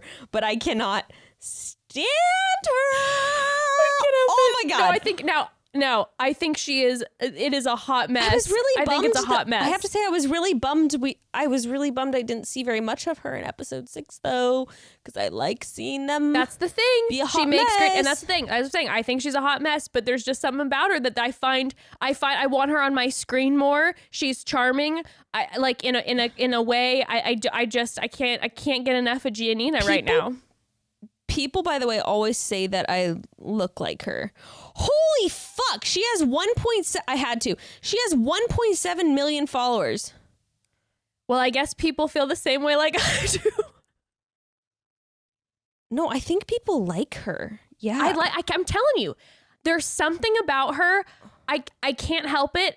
Even when I'm watching just this disaster, I like her. I can't help it. No, Jess, her bio is soulpreneur. Like entrepreneur, but soulpreneur? What? What does that even mean? I need to get off of her account. I'm blocking her. No, I'm just kidding. You're blocking. She doesn't even know I exist. She doesn't even know I exist. She has no idea I exist. And I'm like, I'm blocking. She's blocked. Oh my Oh man. Okay. Well, anywho, should we pause for a sponsor moment before we hop into episode 6? Episode 6. Episode 6. Oh my God. Okay. So, Broads. I really do love living in Los Angeles. I do. I love it. Except between the hours of 5 and 8 a.m. Monday through Friday. Except I'm not allowed to leave my house right now. That's currently I can't leave my house, so I don't even know if I'm in LA or not. I could be anywhere. I don't know. But here's the deal. Between the hours of 5 and 8 a.m. Monday through Friday, street sweeping, garbage day, constant construction going on around the house. It sometimes feels like helicopters constantly circling my house. It feels like a mission impossible trying to sleep until a decent hour. And you know, Broads, I've said it before and I'll say it again. I'm the worst version of myself when I'm sleep deprived. So needless to say, it was in the best interest of my friends, my family, my husband, my child, that I started using Yoga Sleep white noise machine so I can sleep through the night and wake up feeling very rested. God, I love Yoga Sleep. And they've been making products to help you sleep for over 50 years. They literally invented the very first white noise sleep machine, which I think is so cool. So it's pretty safe to say that they know what's up, and their machines use soothing fan-based sounds to help you get to sleep and stay asleep through the whole night. I, like Jess, use mine every night, had to shut it off before we started recording so you didn't, hear that gentle whir in the background. And we also put one in Ruth's room, and it has been an absolute miracle worker in getting her to sleep soundly. Thank you, Yoga Sleep. They also have small portable sound machines, which are game changers if you travel or if you... My mom just bought one, and they're the best. Yeah, they're the best. She was telling me about it. And so, like, a lot of times I know when I would go on a walk with Ember, she wouldn't be able to sleep if I didn't have that white noise machine on top of her stroller, and it's the perfect solution. Also, we've gotten numerous messages from you Broads who ordered your Yoga Sleep over the past few weeks, and you are living for them or sleeping for them. That's probably more appropriate. If you want nights free of tossing and turning or sleep disruptions, Yoga Sleep white noise machines are your best bet. And if you're unsure, no problem. All of Yoga Sleep's products are backed by a 101 night promise, meaning you can try them risk-free, no strings attached. That's like over 3 months. That's great. Okay, go to yogasleep.com/chatty and you're going to save an exclusive 20% off a sound machine for natural sleep for the whole family. That's yogasleep.com/chatty to get 20% off. Yogasleep.com/chatty. And also remember, Yoga Sleep is one word if you're looking it up. Yoga Sleep. Love you, Yoga Sleep. Okay, so. Okay. Broads, if you're taking a break, welcome back. Now we're doing recap of episode 6. Dun, dun, dun. Yes. So episode 6, we start off at a farewell brunch and they basically find out that they are going to be now living together. They're going back home. They're living together in a place. It's, a safe zone for them. And they're all going to be living in the same apartment complex as each other, which is wild. So, we're going to be bumping into each other a lot, which we live for. I can't believe it. I like that setup. Oh, it's very sneaky. I do want to make... It's also interesting... Go ahead. Oh, I was just going to say it's interesting they really do go back to their normal lives, though, like work, phones, etc. Right, how we saw Kelly... So it's an interesting blend. Went right back to San Diego and she couldn't be with Kenny for the first 2 nights. Yeah. Who I continue to find outrageously attractive. Why is he getting hotter every single episode, Bekah? I don't know, but I don't really feel it anymore. Are you serious? When they had their moment in the last episode. He gives me okay, dude, I don't trust him for some reason. Neither do I, and maybe that's why I'm very attracted to him. I feel like he's hiding something or he's shady, especially because these are the only 2 notes I have for them for the whole episode since we're going by couple. Is 1, she went on her work trip, and then Kenny bringing up when they're packing up in the hotel room that she's allowed to see his texts and DMs. Well, and I was like, but I will say though, it made it sound like because she said what she's nervous about is being back in real life and images of other men and women being there. And she brings up that she thinks social media, and he's like I told you before, it to me sounded like she had brought that up as a concern. And he was like, babe, you can look in mine. They're free for you to look at, whatever. Okay, you're probably right, but I'm still going to just pretend like it was a red flag because I think it was so weird. I still feel the same way. I also think that's weird though, because I don't give access to Grayson to my texts and DMs. And I think it's one thing if you have maybe a infidelity or issues and you have that agreement, but also I don't feel like I have the right to go through his personal messages, even if I wanted to. I would agree with you. I would say it's not, Evan and I do not. I mean, now granted, if he went through them, I would be irritated because I'd be like, hey, why are you looking through my messages and not talking to me about it? But I think a lot of people, do that. I've been in relationships before where I have, been super nervous and whatever. But normally it's because there's other things going on that I'm nervous about. So then I'm paranoid and I'm checking messages. Right. So that's... I mean, I might piss some people off with it. I just think that there's something either going on with you or there's something going on in the relationship, either of which is not good. If you feel the need to have the opportunity to have access to your partner's messages, given the desire to go through them, or B, I don't know. It just, I don't know. I maybe that's just me, but it's even if I see a text come up on Gray's phone, I feel almost wrong looking at it. It's I'm I don't want to look at your text because that's not. I put the text message thing on mine, so you can't even see it when it pops up. But I'm not hiding anything. Well, sometimes sometimes if I'm using his phone to look up a recipe because my phone's in the other room or something. Yeah. Which I'll do all the time. It's if a text pops up, I'm swiping it out of the way because I don't want to read his conversations with other people. That's his shit. It's his personal biz. I understand that. No, I'm on the same page as you. I'm on the same page as you. All right. Well, anyway. but I do feel similar. I feel like there is something off and I can't figure out what it is. Okay, I think we definitely both started feeling that way though with slight comment about Giannina. That's I true. think both of us That's were kind true. of like, you know what though? So okay, by the way though, with the way he looks, someone sent me a message and was like, his profile looks like Bradley Cooper, and now I totally see it. And when him and her are making out, he looks like Bradley Cooper, and I think that's why I am outrageously attracted to him. That's so funny because Gray and I said the same thing when we were watching the other day. We're like, oh, he kind of looks like with the hairstyle like a younger Bradley Cooper, or like earlier Bradley Cooper. So I think my brain is telling me that it's Bradley Cooper, and I am like, oh my God, I am in love with him. I totally get that. I mean, he's got a great chiseled face. He's beautiful. Okay, so I do want to say also there was a very odd moment before we get into each couple, aside from those two, where Vanessa and Nick Lachey do show up again. They are together. Nick has now deemed it, valuable for him. So unnecessarily there. Vanessa says, if you make it through she tells the couples, if you make it through these tests, I promise your marriage is going to move forward on extremely solid ground.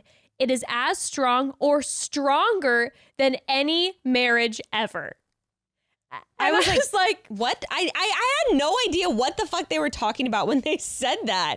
I'm like, wait, I'm sorry. Are we referencing what? And Nick's looking at Vanessa like, this is why they pay me the big bucks. Bitches going rogue. She's talking about them having the strongest marriages of all time. Stay on script, Vanessa. How many times do I have to tell you? You do this more time. Improvising. You do this one more time, and I'm going back to Jessica. I swear to God. Jessica would never. No. Anyways. Okay, so, speaking of Kelly and Kenny, we only see a few people have their home moments, right? So all of the couples come back. We get like a brief moment of all of them exploring their new apartment, which is extremely bare and makes me feel nervous because there's no decorations in it. It feels like a model home. And yeah, I mean, all of them are just kind of getting settled in. There wasn't really anything like crazy to report. But let's just, what couple do you want to talk about first? Well, let's talk about Lauren and Cameron first. So if you haven't listened, oh yeah, I do want to talk about them. Yeah, if you haven't listened, or if you're not watching Love Is Blind Broads, basically now what happened is that we see, and again, it's weird to me because we don't see Damien and Giannina, and we don't see Kelly and Kenny. But the other couples, they both go and visit each other's actual personal homes. So I'm praying, by the way, that we see Damien and Giannina go. Me too. To her house. I sure hope so. And his house. Yeah. I also just really liked this aspect because I like seeing everyone's home. Oh, I love it. I like getting that insight into who they are. And I just have to say, before we get into it, did we fucking nail Jessica or did we nail it? Bekah, that was a moment of pride for me where I was watching it and I was like, we got this one. Actually, I think I said, or maybe she's really messy, so it was maybe more you. I did say she's going to have a lot of things with quotes, which they zoomed in almost immediately on a biblical quote. That was your messy thing, I think probably is true. I bet she has one closet or her car is maybe a disaster. Something is a disaster. Car. Yeah, something's a disaster. But her home, like, so predictable. We nailed it. Very proud of us. Okay, so Lauren and Cameron. Now, so they talk about homes. Yeah. So they. Oh, sorry. You cut out for a second. What did you say? Oh no, I said talk about homes. Like, let's just briefly cover Lauren and Cameron's home because Lauren has cute little studio, kind of typical. Just like, how old is Lauren? 31 or 32, I believe. Okay, I was going to say it seems like a 20-something-year-old apartment, but whatever. Working girl in the city. She lives alone, blogger. Mm-hmm. Yeah, I got her little thing. Now, Cameron, on this other hand, has the fucking notebook house that looks like he crafted it with his bare hands. And I was personally offended when Lauren said at the one point when she was on the balcony, this reminds me of the frat houses, how they have a balcony like this? And I was like, how dare you compare his beautiful mansion to a frat house? What? I felt the same way because I was like, this house is glorious. Like, this house is everything. I was stunned. I think she was maybe feeling like a little bit insecure. Yeah, for sure. Of course, perfect Cameron has prepared a perfect Ryan Gosling notebook home for his future family without having one. Like, but of course he did. He's a catch, man. He's a catch and a half, you know? He's fantastic. Like, he is he's a quiet guy. He's low key. I understand that maybe some people would be like, I want someone a little spicier. Listen, you want long-term relationship? Go for a Cameron. That man is fantastic. And Lauren is his perfect fit because Lauren is funny and quick. And they're perfect together. They balance each other out perfectly. She, though, is getting 1% of the ick. Yes, she is. And that's because Cameron needs to 1%. back off. Because he won't fucking stop touching her. I was about to, like, Grayson was sitting across the couch and I was about to push him away from me. Just, like, seeing how touchy he was with her, coming up behind her, always trying to kiss her. I was like, okay, stop. Yeah, it was outrageous. It was like, Cameron, and especially too because like Lauren showed her home. She was so sweet about like being like, I was nervous because Cameron's gonna see my messy closet, which, by the way, girl, if you think your closet is messy, then I shudder for you to see mine, because she was very, she seemed very neat to me. Yeah. But she's talking about how she's a loner. She's expressing the fact that like, hey, I've had my place. I don't live with people. She is someone I believe 100% if she says like, I'm fine not being in a relationship. Like, she seems like, I'm good on my own. She's totally fine on her own. And so then here she goes. She enters into Chateau Cameron, and he's like been preparing for a family his whole life. And you feel the pressure a little bit. And they walk in and she's just like, okay, let me explore. Like, let her walk around in her new potential home. And then when she said to him, would you be like, oh, you want me to move in? And then she said, would you be okay if I kept my space? And he is, I think that was a test. I don't even know if she I think she does kind of want to keep her space, but I think she was testing the waters. Really? Like, how is he going to react? Oh, that's a good thought. Because I was thinking she was just like, yeah, I was thinking like, especially because he's all over her, I'd be like, okay, I'm going to need my space. No, I think she doesn't want to give up her independence, and I'm sure she still does want her own space. But I think in that moment she was feeling a little touched out and was like, and almost like, and not like a jab, but just sort of put it out there to sort of like push him back just for a second and be like, as a test, kind of to just be like, so what if I kept my place? It was a little bit of a subtle thing, It was kind of like, smart. Maybe I don't want to move into your perfect house with you. Smart. Smart. Yeah, because it's all been so easy for them this whole time. Everything has come so naturally. Now, I will say, I celebrate the idea of her wanting to keep her own place. I really do. If you're financially able to and you want your own space. I'm like, sweetie, you could just stay on one of the floors and never see him. One of the 5 floors. It's fine. Of that gorgeous white home. I mean, he was so cute too when he says though, like, I thought she could use the room as an office space. And by the way, he's been thinking about that. Like, he'd been processing it, thinking that like, oh, I know she works from home, so I want her to have her own space. And then he starts crying in the interview. Dude.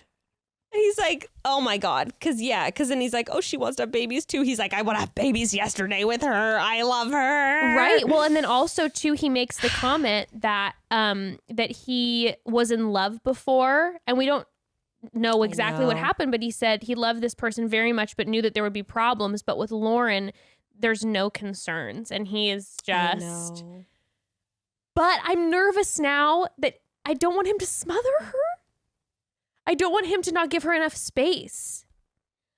I think that if she has a conversation and communicates clearly, he will respect it. Obviously, because we've seen what kind of guy he is. I think she just needs to vocalize the boundaries that she needs to ease from this independent space into more of a communal situation with another person. I think she just needs to vocalize it, and I think that he will respect any and I think she needs to figure out what she really wants, like what level of independence do I need, and what does that look like practically as we enter into a relationship. And I think she needs to sort that within herself instead of just kind of like being a little disgusted and like a little thrown off, Yes. and then communicate exactly what those kind of boundaries are that she needs. Yes, I think that I agree. I think that if she does that, they'd be totally fine.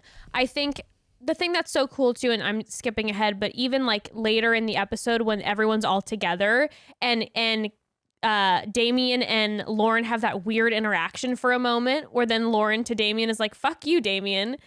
I love that Cameron doesn't say anything. And he just lets Lauren be Lauren and fucking stand up for herself and be like, "Yo, Damien, fuck you. That was weird." And he's just like, "Yeah," and just not just letting her be. Versus the dynamic that was happening with like Damien and Giannina. I didn't even understand. You're gonna have to explain what happened because I didn't even fucking understand. I had to rewatch it. I had to rewatch it like 3 times. I was very confused, and then I think I figured out specifically what happened. Okay. Well, last thing I want to bring up about Lauren and Cameron, the toothbrush conversation. I was like, well, I guess Lauren and us would never work. Lauren would never be down to date me, you, or Craig. I love how Cameron's honest and he's just like, yeah, I've done it before. Bitch, I have shared a toothbrush for like 3 straight months before because I hadn't bought a new one. So, Broads, if you haven't heard, there was an episode that Bekah and Craig and I all realized that we have used other people's toothbrushes before without telling them. Wait. Oh, Jess, I forgot about this conversation. I thought we were just talking about his couple. No, me, Craig, and Jess all admitted that, like, waking up at a random person's house after a party, we have gone in the bathroom and used a random toothbrush. The masses were disgusted with us, okay? And I get it. It's gross. But I don't feel grossed out. Would you do you want my grimy post night of Tito's mouth instead? No. Or would you prefer me to be fresh? I'm sorry, but the morning after you've been drinking tequila all night long, is there any worse taste to wake up with on your tongue? No, you have to get rid of it, and you can't get rid of it just with the finger with the toothpaste move. It has to be a toothbrush. In dire times, I have taken the corner of like a clean towel I found and like literally like scraped my tongue with it. But you know what, Broads? That was a random person's towel. So really, what's the difference?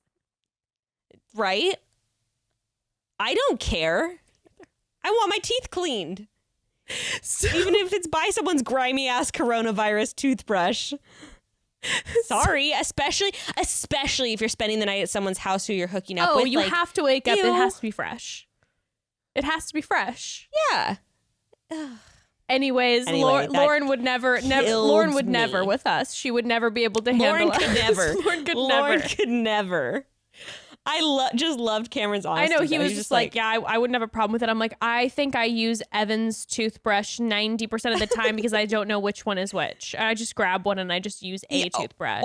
Or mine's in the shower 2 feet away and I'm like, way too far. Here we go. Even though I will say, do a little hot water. I will say since COVID, we have separate toothbrushes and I do not cross-contaminate right now. Who cares, though? You guys are sticking your tongues down each other's throat. True. At least today.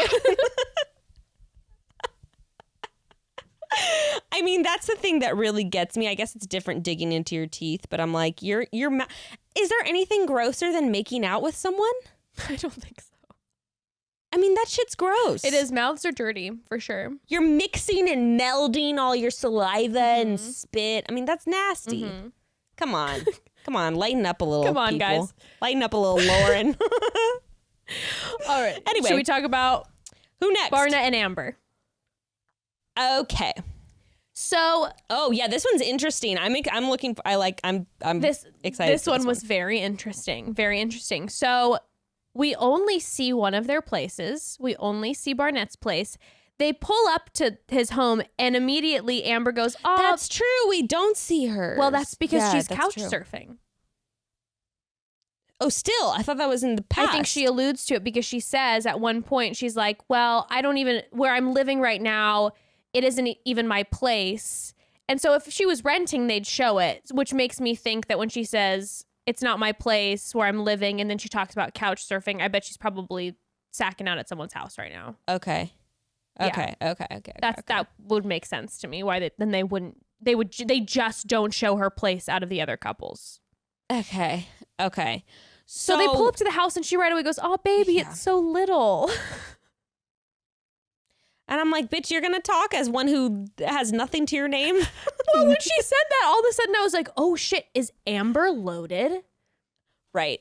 And then I'm thinking like, oh, does she have family money? She's insecure and she's overcompensating 110%. And we see Barnett, and Barnett is nervous to show Amber his home because he says that he doesn't want her to like be disappointed.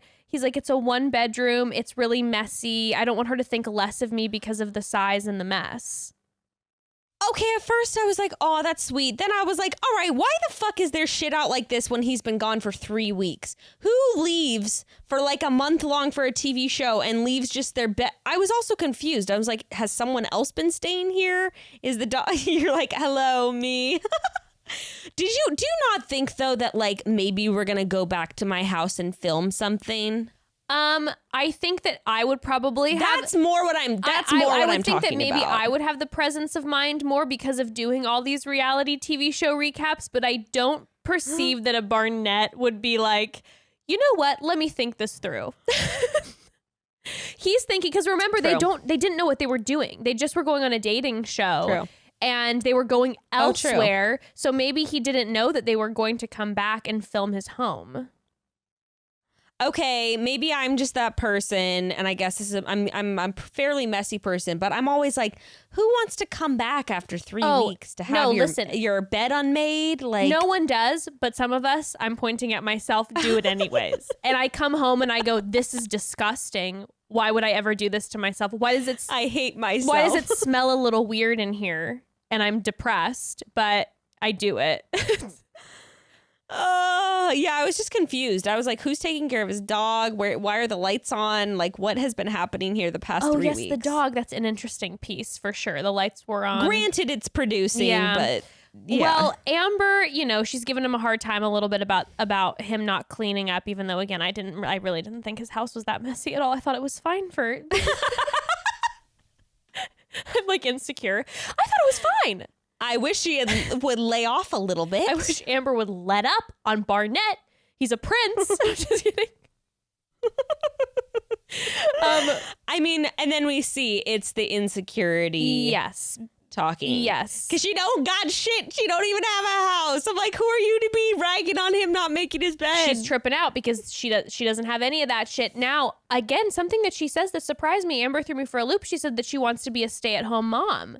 And I wasn't expecting that to be the case. So I'm feeling like we're seeing, Amber does do that. Amber drops all of a sudden certain things, like in the pods when she opened up about her abortion. There are certain moments where she surprises me. Oh, yeah. I forgot about that. Yeah. So I don't know. Well, I think also she's like, look, I'm really bad with money and I don't really like having a job. So I'm perfectly fine with you taking on that role. Okay. I'll be a stay-at-home mom thinking that that's probably going to be easy. Cut to years later being like, this is the hardest job I've ever had.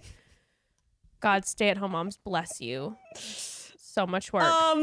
I mean, it was actually kind of, again, like you said, surprising and kind of touching because she's very vulnerable and obviously very uncomfortable opening up to him that she has okay credit. And then she has a point of saying okay credit, I'm like, okay, so your credit score is like 342. Okay, guys, because she's like, if we were to get a house together, I mean, I have okay credit. I'm like, the fact that you're bringing this up means you have really bad credit. Yes, I'm assuming. But all the credit just comes from her credit card, her $700 credit card for makeup. Which only one. I know. I was like, I didn't know you could get one of those. Just a $700 limit. That's sweet. I think that it's like if you go to Sephora and you get a Sephora credit card, I don't think that the limit is, outrageously high. I don't know. I don't have one. Well, I was like, well, that's good. I mean, yeah, she has her student loan debt, but at least she's not. I shudder to think about and she's talking about it. And this is good that she's talking about it before they're actually getting married, because there's nothing worse than if you get married to someone, all of a sudden they're like, so my $45,000 in credit card debt on my Visa and my MasterCard and my Sephora card and my Macy's card. It's like, oh my God. Yeah, it's that's scary. She is, I was impressed with how open she was, even though that's a really tricky subject. Finances are always complicated to talk about, even when you're married. Like it's a tough topic, and I appreciated that she was really vulnerable and was just like, this is my situation. This is what you're getting into. And then when he was just like, so how often do you work? And she was like, whenever I want to. And she's like, I don't live to work, I work to live. No, yes. I don't live to work, I work to live. And so you're like, well, I'm like, what do you do? When he said how many days a week do you typically work? And she said as many as I want. My brain right away goes, bartender? None. I'm thinking maybe a bartender. I don't know. Like maybe what does she do? I guess no. It says you have a schedule when you're a bartender. How many days a week do you typically work? As many as I want. Maybe she drives Uber.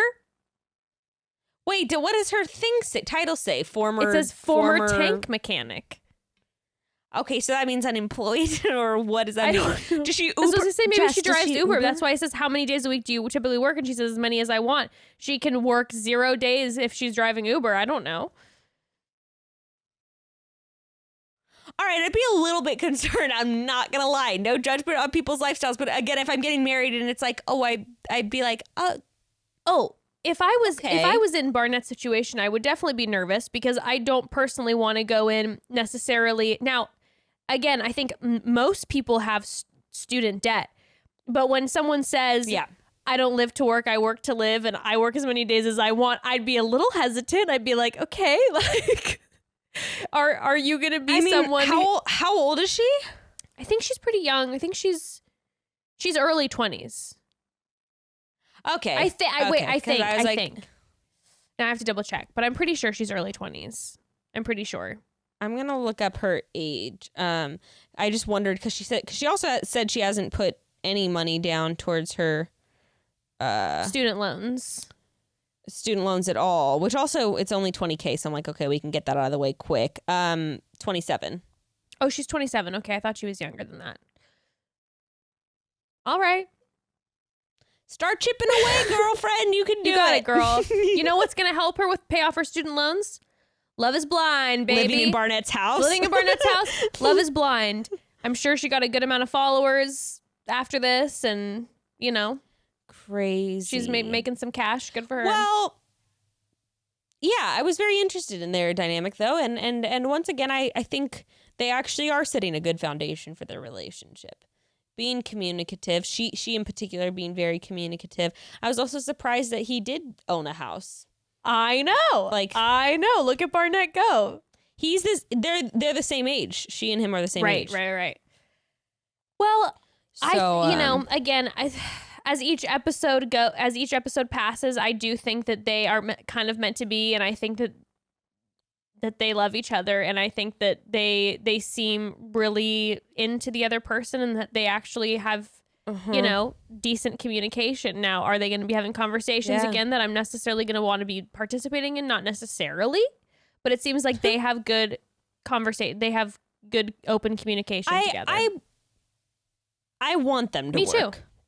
Me too. I do. I really want them to work. All right, so I think we can agree we pretty much covered Kenny and Kelly. What do you want to do next? Gia and Damien or Mark and Jessica? Both of them really go hand in hand with the whole party situation. I think that let's talk about Jessica and Mark seeing each other's homes, and then we'll roll into the party dynamic. Into the party. Yes.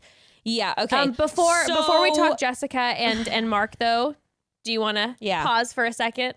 Yeah. Okay, so Bekah, it has been a minute, quite a minute since we hummed this little tune. And to be honest, it just hasn't felt like home. It hasn't felt like us. So will you sing it with me?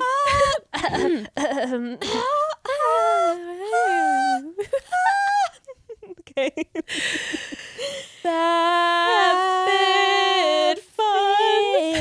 Fun. Gorgeous. It's FabFitFun. Beautiful. And Bekah, last time we talked about FabFitFun, we discussed what our personal fab was, what made us feel fabulous, honey. So today let's chat about what is our personal fit. Like, what are you doing right now for your well-being? What's your thing?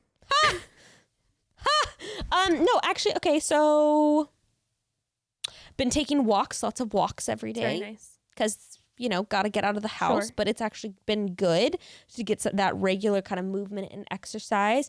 And also been making lots of healthy home-cooked meals. So that's my fit. That's lovely.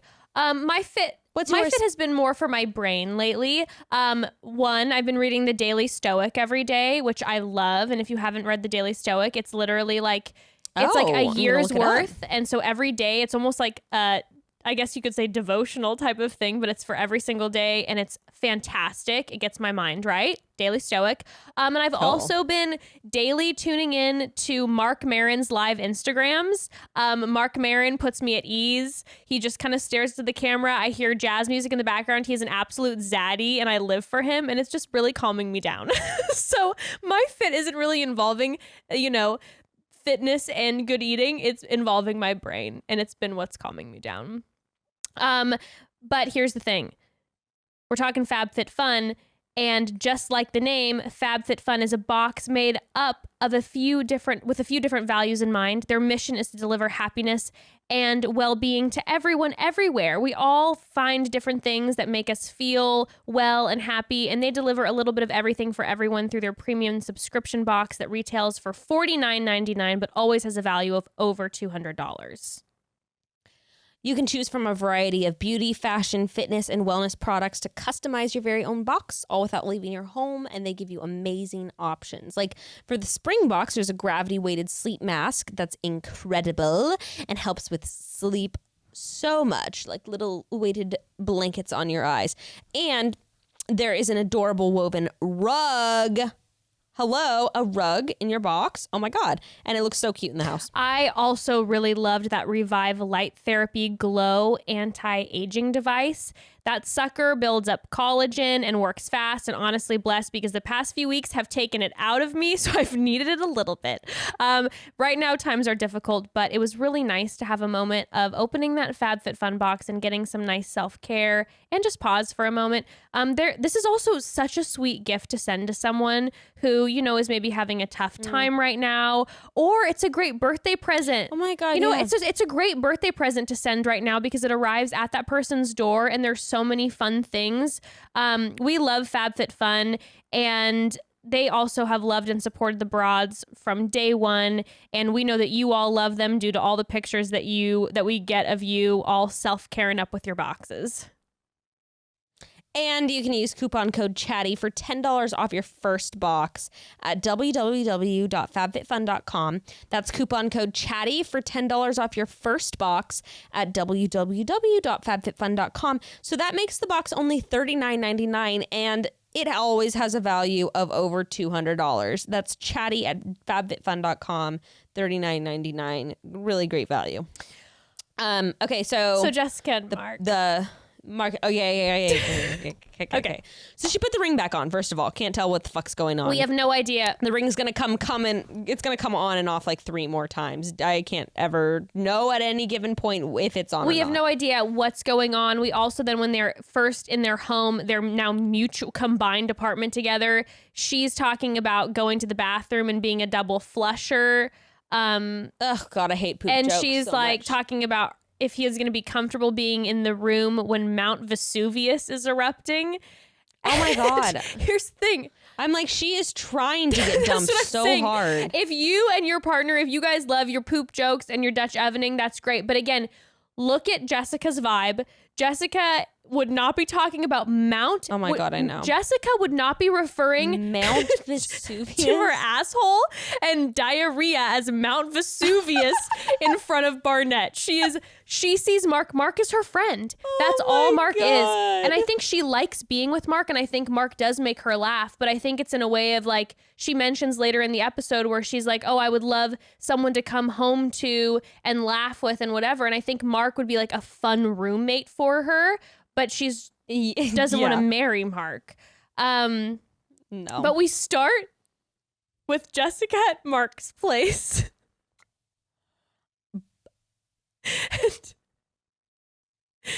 The amount of times that she basically shaded him on how like childish and like stupid he is. Shaded him so much.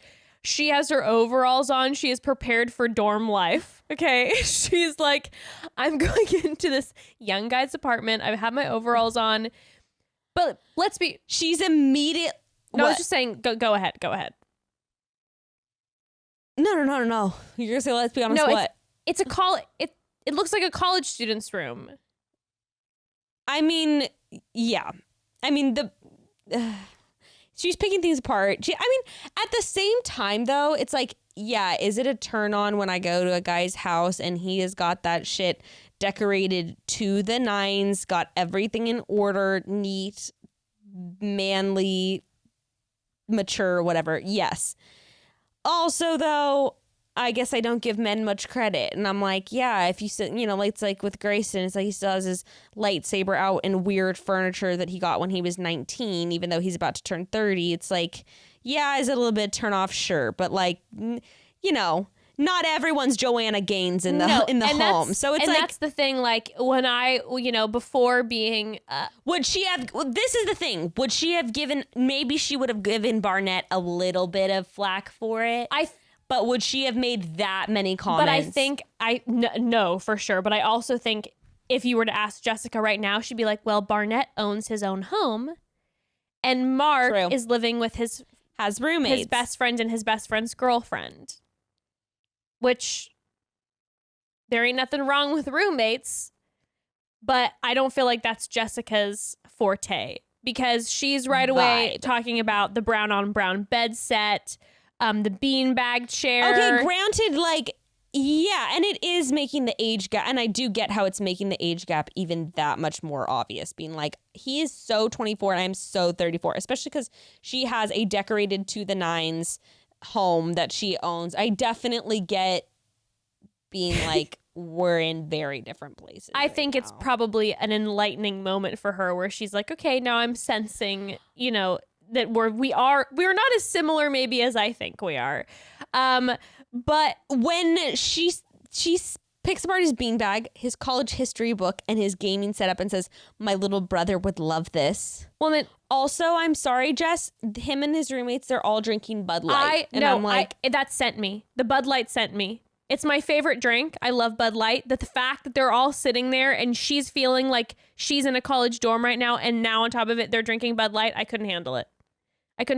Also, by the way, when she mentioned his college history book, he's like, no, that's actually my personal training book, because he's studying personal training, or he is a personal trainer. But then he put it in his backpack and zipped it up, and I felt like that didn't help the situation.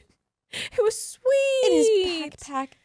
Oh my God, if only Jessica knew about Amber's financial and home situation. If only she knew. I just thought about that right now. Oh my God. She would not let that shit go. No, not at all. Well, when they sit down with Mark's roommates, I was screaming because his BFF Bardia, his name is Bardia. This guy, okay, let me tell you about this guy. Oh my God. This guy, I can guarantee you he's maybe a year and a half older than him, but you know he talks to Mark like Mark's a child all the time. Like the way that he was shading his friend in front of Jessica, I would have been so irritated. I was also so uncomfortable where Mark's like, I told you that's how our house is. Sarcasm when you walk in the door. I was like, ugh. It was so awkward. It was so awkward. And then Bardia's like telling Jess, like, he gives his all, but when he doesn't want to do something, damn. And he's talking about like how he won't do the dishes. And then he's like, and then he like, calls, what? And then Bardia calls his girlfriend mom. And he's like, yo, mom folded some laundry for you. Hey, Jess, hope you're taking notes. He doesn't do his own laundry. And Jessica immediately is like, I will never do his laundry. I don't even do my own laundry. I work 70 hours a week. I do not have the time for this. Oh, wait, I thought his actual mom did his laundry. No. He was referring to Bardia was referring to his girlfriend and was like, hey, mom did laundry for you while you were gone. Okay, I was probably looking at my computer because I thought his actual mom did his laundry and I was like, red flag! I mean, red you know flag! what, I guess maybe I got it wrong, but I was pretty sure that he meant his girlfriend, but maybe it was his mom. Well, I can hope, but either way, it was like he was already trying to break them up. And she said, okay, let's talk about her house because, of course, we called it. She has got scented candles and, you know, live, laugh, love quotes pretty much everywhere. It's very nicely decorated, very clean. Her house is beautiful. It's neat and white and rose gold and adorable. And, you know, it's her little Sex and the City pad. And then there was a moment before they see her house where when she's sitting with Mark and his roommates, she was like, it's so nice that they didn't judge us. And she's like, feeling happy. And the second that she put her foot across the threshold of her own home and she remembered her real life, she was like, oh, fuck. I got to get this guy out of here. I got to get this guy out of here. There are peonies there. Peonies that match the home that are fresh. How are these? They have to be fake. I was looking around going like, damn, like, how is this all so nice? The bed is gorgeous. She left. The bed is in perfect. The bedroom, there's not a crumb on the floor. And basically for the conversation, she just keeps throwing out scenarios. I want kids, but are you going to be ready for kids? And it just gets, you know, Mark is very emotionally available. That's a red flag. And they basically get into this whole argument about how she doesn't want to be his mom. Which I do get when she said something and he was like, oh, well, I just think of my mom. I would be like, oh my God. I would feel the same way. No, totally. But Bekah, before they even got into the mom thing, the list, she literally had a checklist that she pulled out and she tried to come up with every single excuse. She literally said, I want kids. I want 3 kids. If I'm 24, I don't want to be having kids in a year. Whatever. And then she goes, well, let's play this out. If we have a kid, I'm 36, you're 26. This kid is 14. I'm 15. I know. She has these numbers ready to go. And then he's like, yeah, it doesn't bother me. It doesn't bother me. And then she goes, okay, so in 10 years, the kid is 8 and I want to move back to California or Chicago. And that's when your parents would be like 75 years old.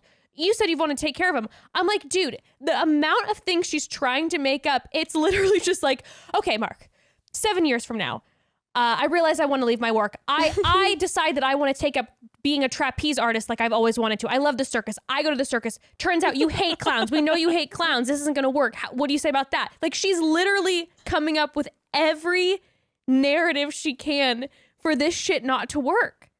And Mark, there's nothing. That's where I'm like, too, like, Mark, have some awareness, and also Jessica, have some awareness that you're not going to get rid of this guy no matter how hard you try. It's the wildest thing I've ever watched. With subtle things. And you know what? That shit gets wilder. It starts to get wilder. she's first of all, we're getting interviews of her. She's sitting on the bed. She's getting more and more drunk because, of course, before this conversation happened, I don't know if you noticed, but she went straight to the bar and started pouring red wine because, of course, she can't have a conversation with Mark unless she's drinking. Well, and she's only had Bud Light all day. I mean, come on, it's basically water. That's what I use as water. So, I mean, what the hell? We start throwing out numbers. We find out she makes over 6 figures. So now she's brought up everything. Now she's bringing up finances. Then she starts bringing up gender roles. And then she starts bringing up the mother piece. And then Bekah. The wildest shit I've ever seen on television happens. Which I actually somehow missed. I don't know if I was typing or something, but when you voice memoed me about it, I didn't know what you were talking about. It's because if you turned away for 2 seconds, you would have missed the wildest thing that has ever happened on television in the history of television. Tiger King is shuddering because I could not believe my eyes. They're in the middle of this conversation, serious. Mark is trying to explain how his mother isn't quite like Jessica, but is also his rock, whatever. Jessica takes a sip of her wine, casually puts the wine under her legs and gives her dog and gives her golden retriever a sip of her wine.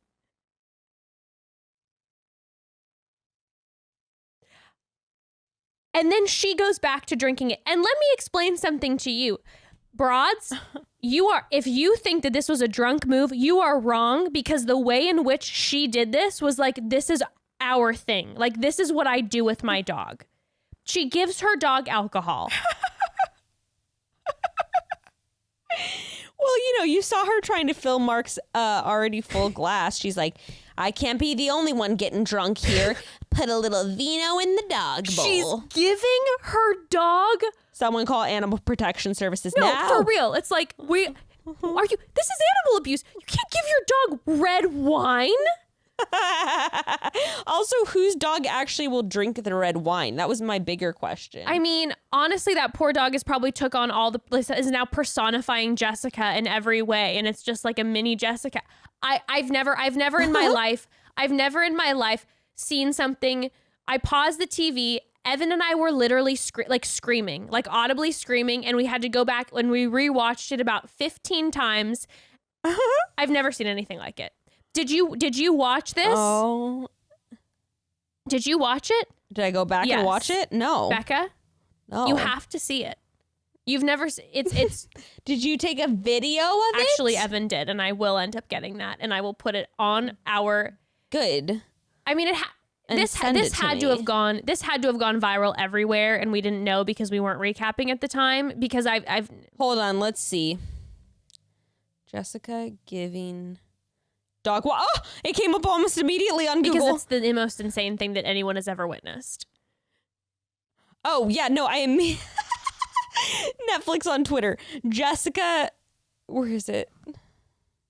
Jessica let her dog drink wine out of her glass on... Oh, wait, this is a tweet by Netflix, by the way. Grown-ass man, you know? I don't want you to be... Trust me, like, I'm good. Like, same thing mentally, I'm good. Like, you know what I mean? It's not like... I'm not... Bekah's face. Wait, she says she loves wine. She said that. Oh, yeah. She said she loves wine. About the golden retriever. Under her mouth, Mark is talking. She interrupts him to give the dog wine and whispers, she loves wine. Jessica, this scene reminds me of someone, and I'm not going to say who, but you know exactly who I'm talking about, and then we're going to move on.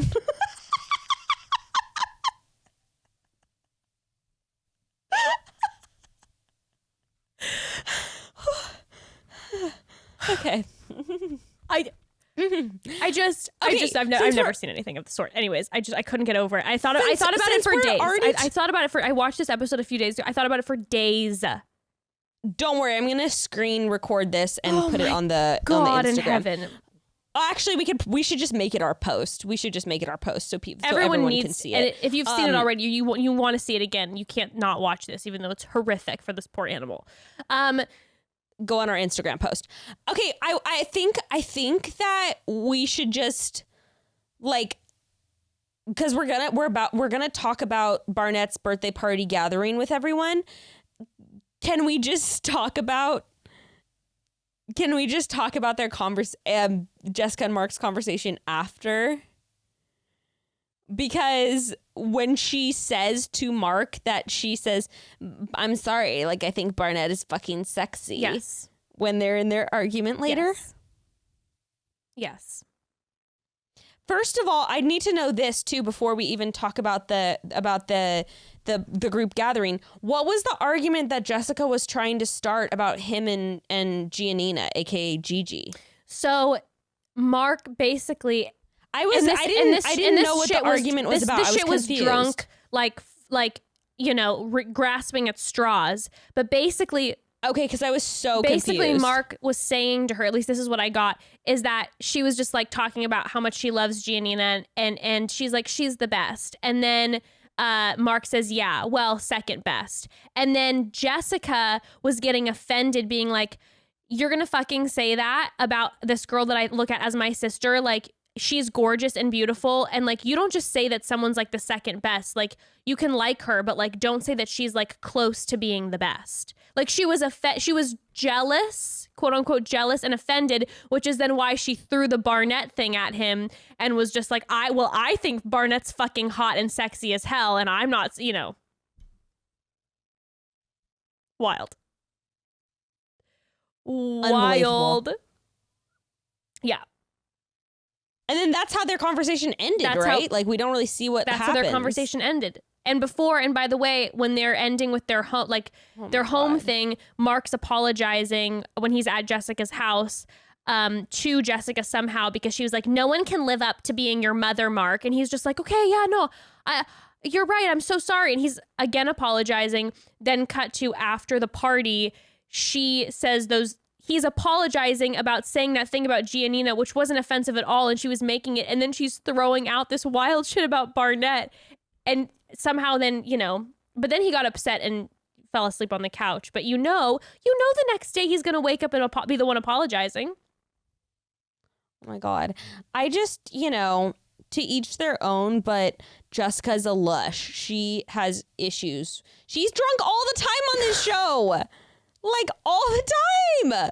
She's already got that, like, housewife, like, hidden bottle of wine in the laundry room situation going on. It's a lot of hand on the show. It's a lot of hand.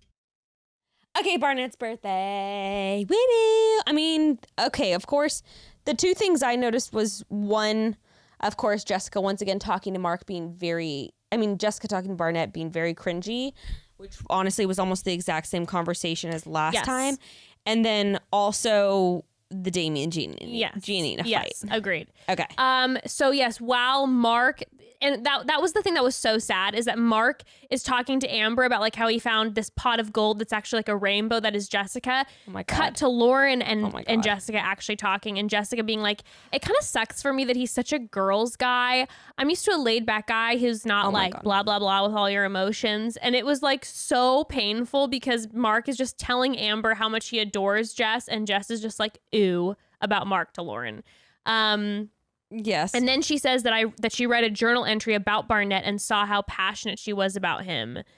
And here we are again, her talking to Barnett, and it's her and like you said, it's literally the same exact thing, except she did make the being naked in front of the window comment.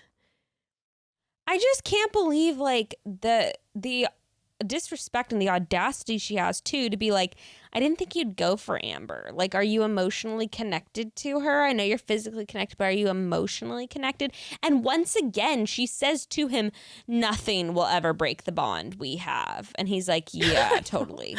It was so disrespectful. And like, and through this whole thing, she's like sitting like this, and she's so drunk that she's practically falling asleep like as they're talking, and she like can't keep her head up.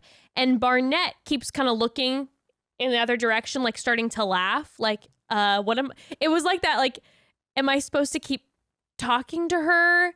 Like, what am I supposed to do right now in this situation? And I will say again, we have a moment where Barnett really sticks to his guns because Jessica says she's talking shit on their relationship. And then she makes that comment and she's like, how about Amber? Is she everything that you expected? And then Barnett says she's more than I expected. She gets me out of my comfort zone. And she's like, oh, and then she says, yeah, you never struck me as a person that would go for Amber. And it's weird to see it all come together. And then Barnett says, you've said that a few times already. And he's sticking to his guns. And that's when she starts prodding about the emotional connection. And it's just all downhill. And then all of a sudden she does this whole thing of like, I just wanted to revisit because you seemed confused and I want to make sure you're doing what's right for you. I know. I just can't stand. I feel this way in The Bachelor too. I can't stand when people are being selfish and they pass it off as like, I'm just worried about like him or I'm just worried about you. And it's like, no, stop lying out of your ass. Yeah, it's if I was Amber and I gotta give Amber props. Like I have to give her respect.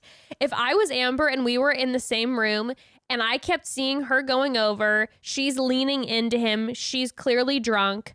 If I was Amber, I would run over and like tackle her. And Amber like kept her composure. She's not getting snippy even with Jessica. She's just kind of like letting Jessica be Jessica and being like, yeah, well, I know that, nothing is going to come in between Barnett and I. She's like, Jessica probably had too much fun tonight, but if she stepped over the line one more time, I'd break her face. Yeah, for real. I was like, honestly, violent, yes, but I feel you, girl. I get her. I would hate Jessica if I was Amber for sure. For sure. Yeah. It's too much. It's so much. Maybe it's production holding her back, but I would 100% go interrupt the conversation. Oh, completely. Or if I would now. Or if anything, I'd be rude to Jessica if I'm being honest. Well, for sure. I mean, okay, if you had the scenario of like one of Evan's exes who just won't let up and because you've seen her like cross boundaries before about the kind of conversation she has with him, like you're going to be either standoffish and you're going to be cutting in the conversation like, oh, girl, I would not I'd freak. Amber is, I think, doing a decent job really holding it together. I think someone needs to put her in her place. I think what she's doing is like, I think it's super inappropriate. I would love Amber to approach her and be like, confront her and just be like, but calmly. I would really hope that she would just be like, hey, Jessica, like it does make me feel, actually, you know what? No, better. Barnett. I hope that Barnett comes to a point where he goes, Jessica, this is just like, I don't want to, I know that you're like, look at us as, you say we're friends, and you want to maintain a friendship, but just so you know, like I can't maintain a friendship with you when you continue to say disrespectful things about my fiance.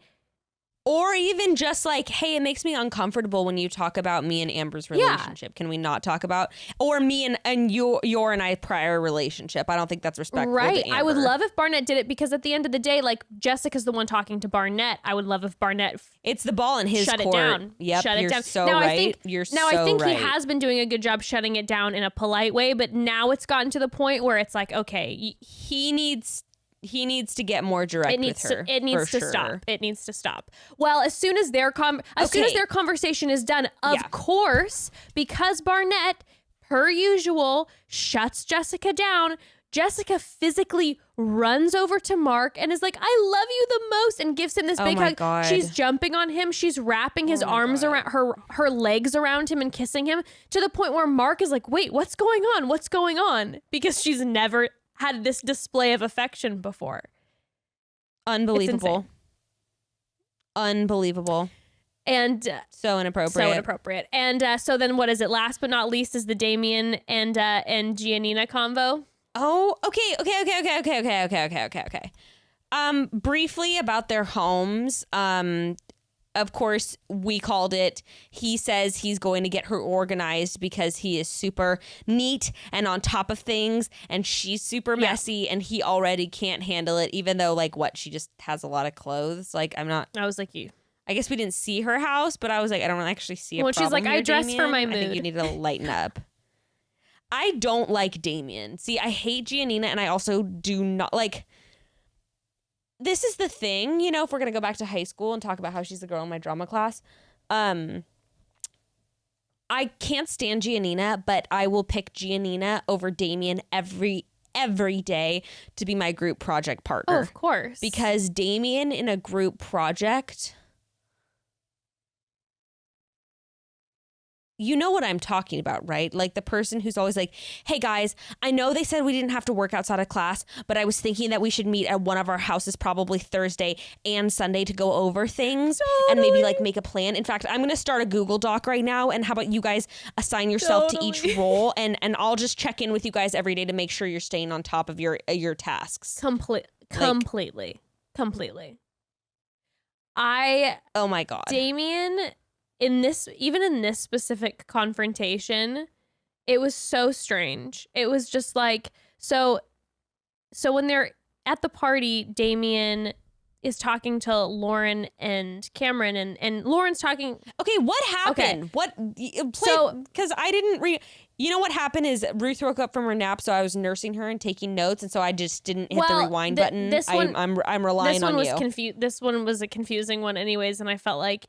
Okay, so Lauren is explaining to Damien and Giannina how going to each other's homes was, and Lauren was like, yeah, I tend to, like, I this is going to be a hard adjustment for me because I've been living alone and blah, blah, blah, blah, blah. But Damien cuts her off and goes, oh, because you're used to being alone. And he goes, well, I can see that. And kind of like slightly shades the fact that she's used to being alone in kind of a weird way, but it's very brief. It's like, bro, you're single going on this dating show too. I feel like everyone's in the same boat. Like everyone's just trying to find somebody, but like you guys were all alone before. But the comment is brief. And then she kind of goes, like, she makes some comment. She goes like, well, okay, fuck you, Damien. But she's kind of saying it in like definitely she's awkward, but like, she's just like, she's not like angry, like, fuck you, right? So she's just kind of casual, like, hey, fuck you, Damien. What are you saying? That I'm some like old washed up, like,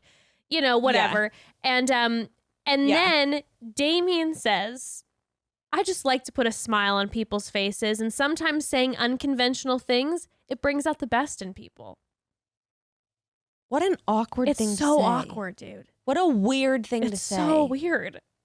It's like what you said wasn't even that funny, and no one thought it was that funny. No, it was really awkward. Whose smile, what smile are you bringing to whose face? And so basically what happens is in that interaction, Lauren is clearly, by the way, everyone's uncomfortable because it's a weird thing to say. Yeah. Lauren's clearly uncomfortable, and Damien keeps kind of pushing, and that's then when Giannina goes, stop putting her on the spot, and kind of does this to Damien. Giannina kind of smacks Damien and he goes like, stop, this is weird. Now, I get that. Yeah. I've been in those social situations before. Come on, you're out with your significant other and they say something weird and you're like, stop it. That's weird. Of course. So that's what G does. I'm the worst at doing that. So that's what G does. And then Damien continues to be like, what? And he goes like, what? I'm just saying this to make everyone happy. And then Giannina storms off because she's embarrassed at her guy. And she's pissed. Okay, which that honestly, that response, I mean, I wouldn't storm off because, wow, way to make things even more awkward for everyone involved. But like, definitely that response of like, what? I'm just trying to make everyone, I would get so pissed off. But I wouldn't storm off. I would be like, well, you're not making anyone laugh. So like, shut up. I'd be so uncomfortable, and I get her being irritated about him doing that. I would feel irritated too. I'd be like, dude, stop making my friend uncomfortable. This is really weird. So she storms off, and then that's when they turn the corner and they're screaming at each other. And, somehow this small moment they make it into some like deeper thing that they've been having issues with. Clearly it blows up into something. It starts off as her being like, I was uncomfortable, but you just can't like hear me and blah, blah, blah. And honestly, I don't even fucking know how it even spiraled because they ended up. Okay, but they got to the point where relative to how small the room was that they were in, they were screaming. They were screaming at each other. And then Damien ends it by saying, my fucking heart is breaking. Well, he also was like blaming it on her self-sabotage. Like, this is just what you're... And I'm like, I don't think that's the situation. No, here, Damien. honey. It's because she is irritated at you because you are making her feel uncomfy with your weird statements. By the way, they're uncomfortable. You even yourself said, I like to say uncomfortable things. It makes people smile or something weird like that. Who is it making smile? Oh my God. Ugh. I hate... Ugh. And then after that, we're taken back to what we discussed with Mark and Jessica in their room and her talking about how she thinks Barnett is fucking sexy as hell. And we are left we are left with Mark, like, not getting one wink of sleep on the couch, just stirring and storming over how much he desperately loves Jessica and how much that comment hurt him. And she slept like a baby holding her dog's hand the entire time. Thinking of Barnett, dreaming of Barnett. I can't even believe. God. Well, Broads, tune in next time for episodes 7, 8, and 9 recap. We are going to do our best to get it all together in an episode that's under 3 hours. And I know some of you hate how long our episodes can get when we recap, but here's the tea. None of us are really doing much right now, so you don't have to listen to the episode all at once. You can break it up into pieces. You also don't have to listen to the whole thing. Love us or leave us, broads. Love me or leave me. If you don't love me. But also, like, I used to do that all the time. I would always listen to podcasts and, like, listen to 45 minutes and then never listen to the rest of it. Oh, girl, again. I mean, I hope you don't do that with ours. I listen to Joe Rogan, and his episodes are typically, like, 3 hours long. So I break up one of those episodes over, like, 3 days. So, you know what? You can take us in doses, a little dose of us every day. A little dose of us every day. Well, we love you, broads. We hope you are staying safe and staying healthy, and and staying away from each other. Staying away from each other. Yes, you Tinder broads. We feel you. Stay away from that dick appointment. We heard for you in our heart, but stay away from that dick appointment. All right, broads. Chat soon.